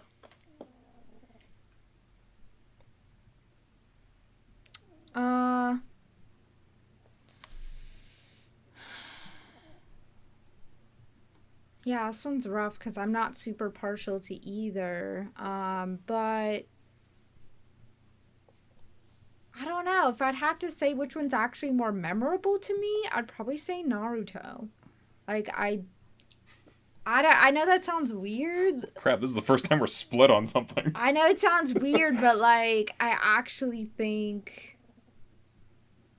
Yeah, I mean, InuYasha's is, like, kind of nice, but I think Naruto's is just a little bit... It stands out more to me, even though it's pretty chill, and they do kind of both sound like endings. I still remember exactly what they sound like right now, and I think I'm more prone to listening to them. Like, I'll probably watch them through each episode, but I'm probably not... I would probably skip with InuYasha, so yeah.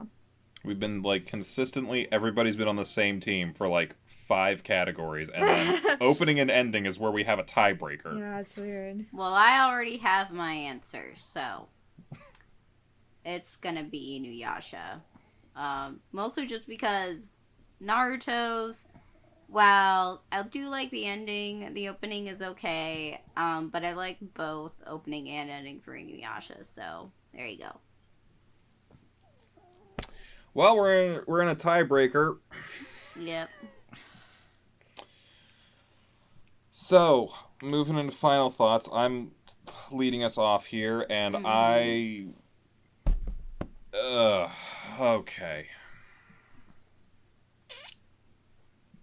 It's like when your child does something bad, and it's like, I'm so disappointed. You're so great, but yet you're making me look bad.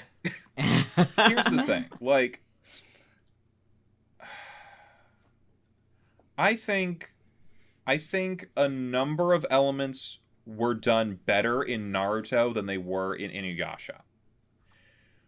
But InuYasha had a far better execution of their overall episodes.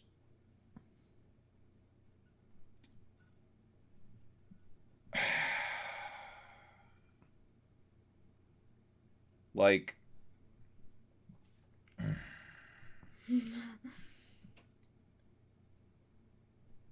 again, I'm like reminded of the DC Marvel thing. It's like, okay, one of you is consistent. You're not groundbreaking, but you're consistent, and the other is like, okay, you're either amazing or you're shit.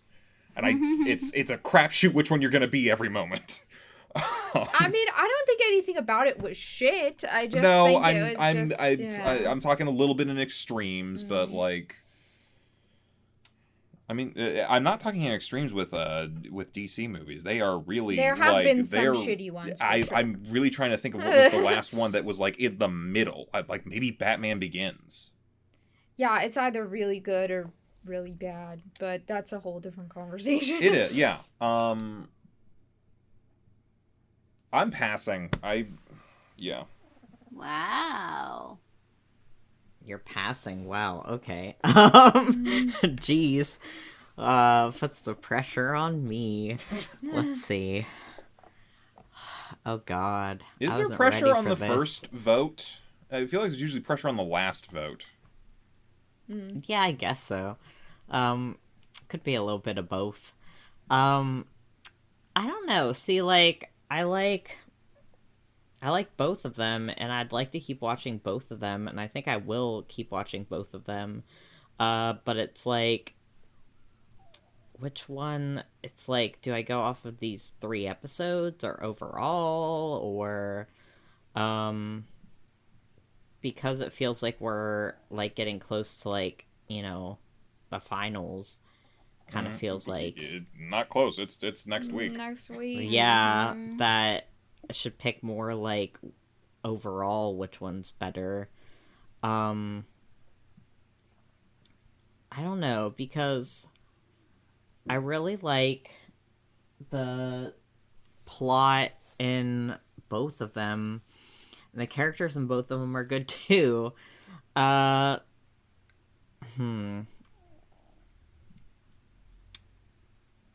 Oh god, this is difficult. I wonder how many passes we can get away with before someone has to make a decision. Let's... Well, we can go through. If you need to pass, we can just go through and then come around to everybody again. Yeah. I don't know how... Because not everybody's going to pass here, I don't think. I definitely will not be passing. I will say that much for sure. Oh, God. I might pass. I'm just going to warn. Gav, do you have an opinion right now? Because we could just skip to the first person who has an opinion. I don't have an opinion right now. Okay, I Yin, have opinion? one. Just skip. Oh. We're skipping straight to Chibi. Yep. So, my opinion. Which one do I want to watch next? Well, I think that cliffhanger speaks for itself. So I want to watch InuYasha. Out of the 2. I'm not going to pass either. I know my decision. This is another one of those subjective versus objective. Objectively, I think InuYasha's episodes were better. And I do like InuYasha. But, again, this is like one of those weird 180 what a twist things. But, like, I was more invested subjectively into what was going on with Naruto, and I was more excited to see what was going to come up next with Naruto than InuYasha. So even though Naruto probably had more problems with the flashbacks, I was honestly more interested. I'm more interested in seeing what's coming up next with Naruto, which surprised the hell out of me. So I'm going to give it to Naruto. Well, fuck. Okay. Al? So now you three really need to make again. A decision. Yeah. Yeah.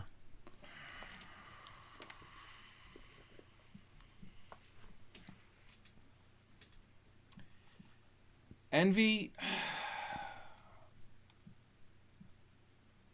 Yes. I gotta tell you, what you said really resonated with me, and like you guys know I've watched all, like, not all, but like, I've watched a shit ton of Naruto. Right.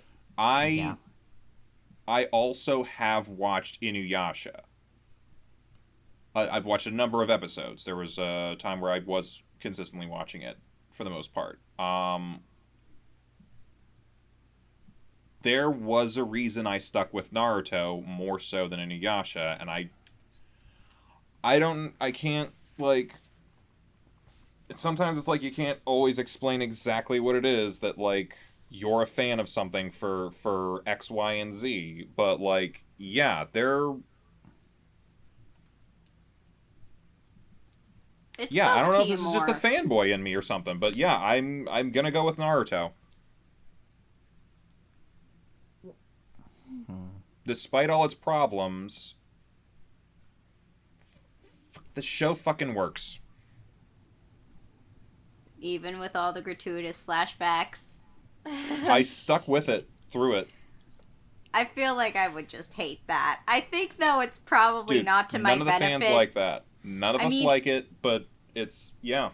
I'm just thinking that, like, if it were, like, the fact that I would be watching it week to week, I'm like, this would probably not bother me quite as much. But the fact that I, like, was binging 3 episodes at a time probably didn't help me very much at Maybe all. that's it. I feel like we talked about that before as well. Like, you know, maybe like some of the design of some of these shows, they were not designed to be binged. They were designed to be like, jump into this time every week. And if you miss an episode, you know, you can usually get a recap in there somewhere. I don't know. That's a good point. Do either of you develop an opinion at this point?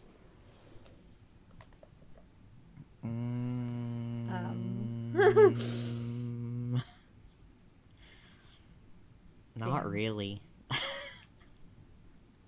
That's rough. What about you? I Yin? mean, Technically, if neither of you can render an opinion, it would be can 2-1-2. make a call. I'm just giving you guys one last shot if anything else needs to be said or any other, like, votes want to be cast.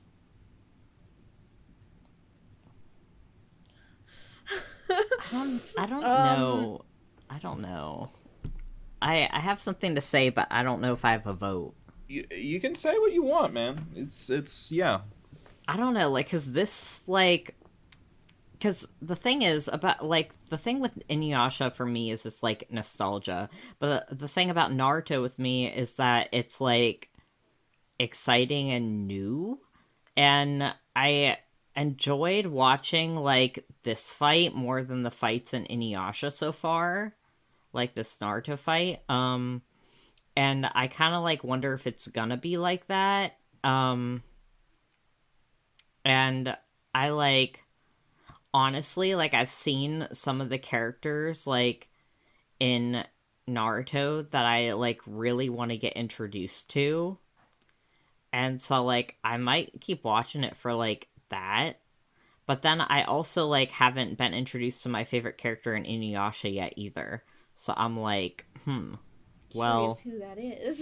this is like... If I'm aware of either of these shows, and if I'm thinking of the characters that you're thinking of, by the time we're done with this tournament, you will have seen nobody that you wanted. Yeah. Yeah, I know. So, Yeah. yeah. So it's just like a matter of, well, like, do I pick which one I enjoyed watching better this week? Like, or do I pick the one that I played, like, as in, like, middle school when I was, like, pretending to be InuYasha? I mean, I'm sure if I was into Naruto at that age, I probably would have played Ninja too, so, like, it's just... Not if you wanted anyone to sit with you at lunch. I don't know, man. There were some, like, kids in my, like, elementary school that, like, played Naruto, like... I'm older than you guys. I was in a different crowd in middle school, so, yeah. I think that's not middle school, but, like, elementary school. I don't know. Nope. I was in, like, middle school going into high school at that point. Yeah. You're gonna get judged a lot harder with that. That's when you Naruto run from your enemies. Yeah. He can Naruto around, but can he Naruto escape? I did it once in gym class. I was consistently faster than everybody else that one day. Might have been that no one just wanted to be around me. I don't know. They might have just been giving me a wide berth.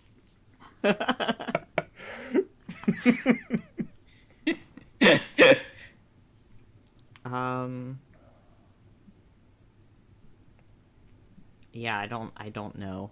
I still don't know. Yin, any last thoughts? My God. I don't know if I could, like, choose.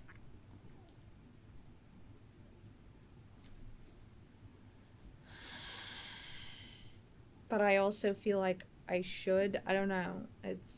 I mean, that's your call at this point.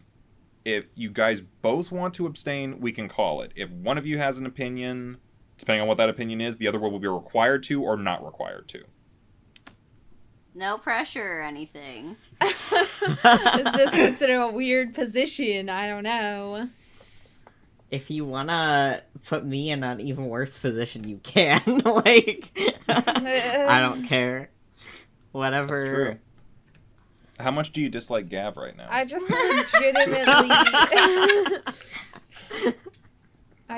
legitimately don't know which one I would choose, you know? 'Cause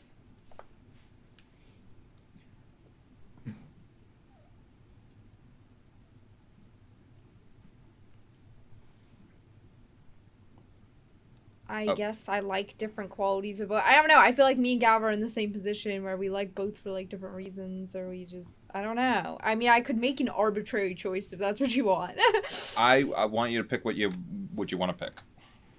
I feel pretty evenly about watching them both, to be honest. Like, I don't have like an extreme preference.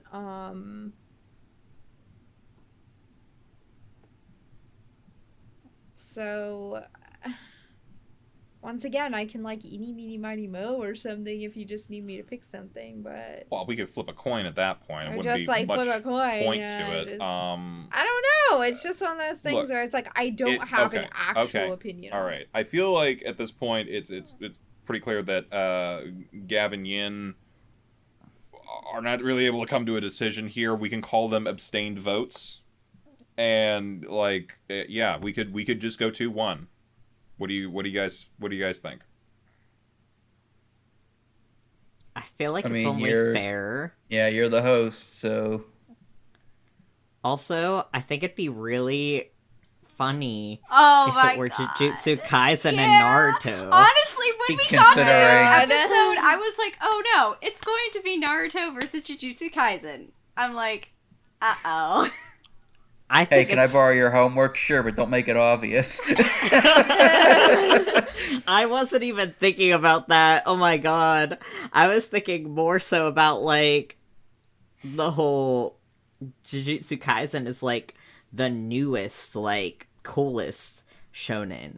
And Naruto was, like, the shonen out of, like, even out of the big three, it was the shonen. You could have a lot of people debating back and forth about that. I was thinking more along the lines of Envy's thinking, to be honest. The similarities. Yeah.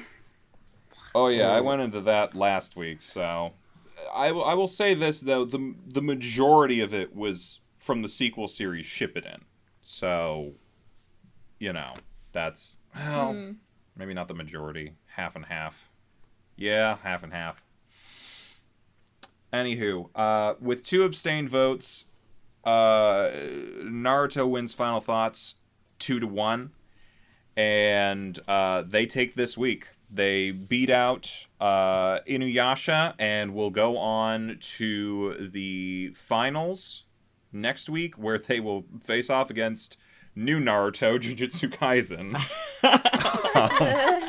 I'd like to make a suggestion. We should watch episodes 10 through 13 of Jujutsu Kaisen because I think we talked about that last time because it finishes its season. We might as well end it there. So we'll also be watching episodes 10 through 13 of Naruto, keeping things fair. Meanwhile, though, we have some InuYasha fans here who probably want to gush a little bit, maybe if they have the energy. I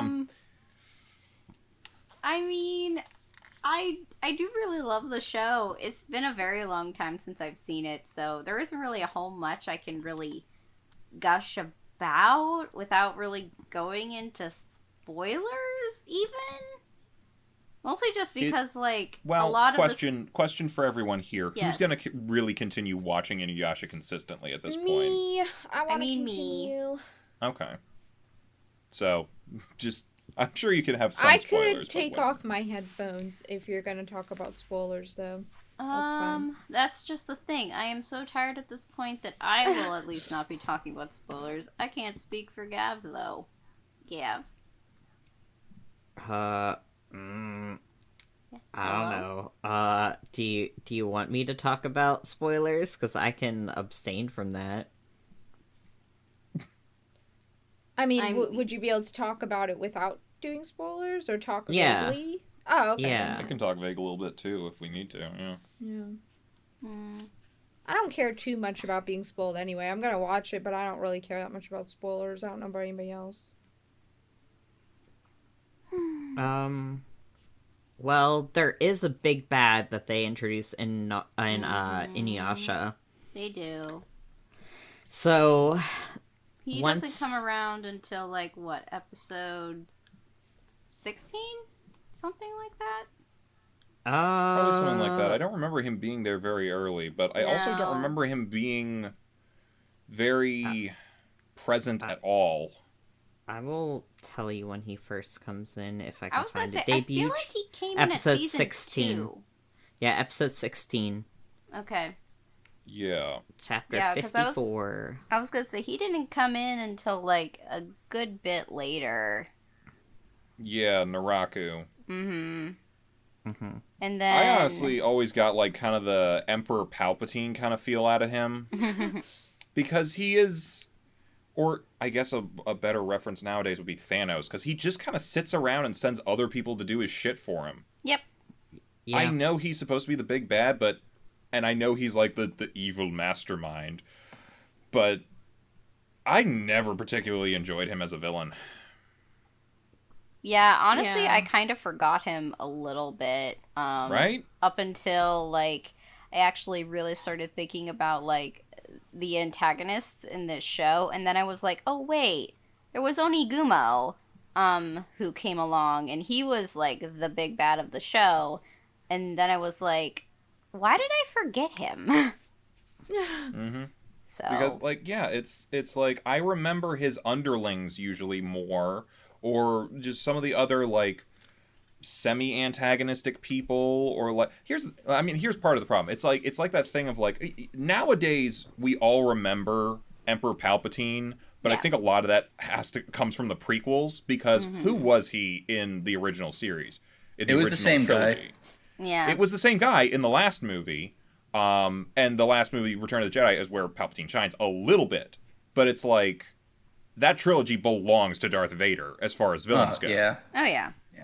Like, we would not give a shit about the Emperor if it wasn't for the prequels at this point. And I think that's Naraku's problem. Like, Sesshomaru is much more of a Darth Vader, and he's very there, and, like, he's not there, like, all the time. They don't, like, constantly make, oh, here's his brother again, constantly coming back to get revenge for ripping his arm off. But he shows up enough, and he is a consistent enough threat that it's like, okay, you feel like the big bad. Yeah. Which, I get that. Sesshomaru does return later on in the show, and he does get more people who do end up following him. Especially a young girl in the form of a girl named Ren. Who does Which was, show like, up later. really funny, because, like, these episodes, he's like, you'll never see me being compassionate for a human. Oh, yeah. Just wait till you're a daddy. Just wait till you have this tiny human girl just following you around, and then you just really get used to her, and then I guess, and this is weird because InuYasha like has I like know where a you're going. sequel series, like apparently I know where you're the going. mother I to don't like his it either. children. I don't like it. I don't Yeah, like I it don't either. like It's it. creepy. I was just about to ask if you guys heard You about could the say part of it sequel. is an age gap thing, but part of it is just he fucking adopted and raised this child. Basically. It's creepy. Yeah. He fucking Woody Allen'd her. Yeah. Jeez. Can't Ugh. even deny it because it is confirmed. Yeah. Yeah. I would have been fine if like they just kept it like a father-daughter relationship the whole time, and just like she went off and had a kid with somebody else, and that's the kid coming in, and it's Grandpa Shishomaru, Uncle Shishomaru to the girl, the new Boruto of that series. I don't know what it's called. I know what Boruto. I know what son of Boruto's dad is. So new series for InuYasha is Yashahime. Because the series does focus around InuYasha and Kagome's daughter, and then Sesshomaru. There's two other people. Well, yeah, it's Sesshomaru and Rin's twin girls, and then they have another like boy who is there, who is another major character as well. Is that the kid of the other two people in the theme song? Did they have a thing? They were like Sango and Miroku? Yeah, they Miroku always and like Sango. Yeah. Yeah, okay. They were always like clearly being set up. Oh yeah. Yeah. For sure. Which my favorite character, Miroku, my boy, which is so weird because you would think that like no one likes a pervert, right? Well, he's got that weird balance of just the right amount of like He's not like the grape guy. No, he's not. Is like he's a flirt. Yeah. But I don't think he's like spying on people while they're like, I could be wrong, but I don't think he's like one of those like peeping Tom type perverts that you tend to see in a lot of anime. Yeah. Like he's really just like the flirty dude who's kind of just all talk at times. Yeah, and then it's like once he like finds like a girl to be like I don't know, like he's matched up with like Sango, so it's kind of like okay. I always thought Sango was pretty cool. Yeah, she is pretty badass. Yeah. And that it reminds me of like Junpei Iori from Persona 3, and like how he was supposed to be kind of like a flirty, like goofy dude, until he like gets serious about this other character, which is like spoilers, so I won't even mention her name. But and then he's like very like compassionate towards her, and I'm like, oh boy, my man is like a man now. I don't know. What was her name? What was Blue Hair's name that we were watching recently? Blue hair and what? The Nozaki thing. Kashima? Kashima. Yeah, that's who Miroku cut. Oh wait! Did you guys watch it? Yeah, we finished watching it, and I'm pissed off that there's no season 2. I know. Yeah. I'm so mad. There is like a 6-episode. If you go on YouTube, there's like a 6-episode OVA where it's like but they're like 3 minutes each. Yeah, I was laughing throughout it though.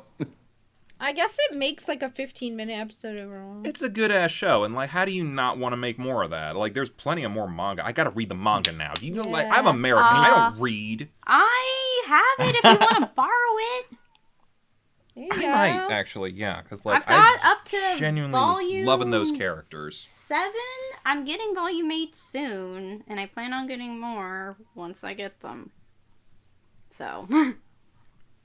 Yeah, that's a good one. Go watch that one. Go watch these. These shows, like, despite things that we may have said today where it's like shortcomings that they may have had, both of these shows, almost every show, I feel like we say this every week now, almost every show that we've watched here, I think we've all consistently either wanted to continue watching, have already watched, or we're like, this is good. I think it's evidenced by the fact that like me and Gav couldn't even choose between them, that they're both really good. Yeah. Yep. Anything else to say, guys? I don't think I have any. Do you? No, but I used to wear a purple towel and pretend I was Miroku when I was younger. I should have said this before. I like InuYasha like so many people wear MC Hammer pants. Yeah. Yeah. Alright, well, we've got our last finalist. They were going to go off against the first finalist. Oh boy, next week is the Shonen Showdown, the final, the big one. It's Jujutsu Kaisen versus Naruto. Yeah. Oh boy. This is taking us so long to get to. Like I know. I'm both. I'm kind of looking forward to next week because I want to continue watching and seeing where things go and doing this. But I'm also like, I don't want to do this because I like both of these shows. Yeah. And I'm also like, I want this to be done because this was a lot of work. Uh-huh. A lot more work than we normally put into this. Right. Yeah. At the very least, just in the recordings. I mean, you look like, what would we used to do? Like 20 to 30 minutes, and now it's like 3 hours.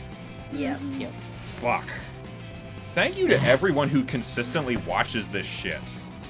Yeah. I don't know what you see in this, but hey, good on ya. Yeah. Ugh. Alright, come back next week. Last one. Bye-bye. Bye. Hey, thanks for watching, and if you haven't already, be sure to subscribe and ring the bell icon for notifications. If you enjoy this video, give us a like, and if you haven't already, check out some of our previous episodes, our daily gaming videos, or our parody series Madoka Magically Abridged. See you next time!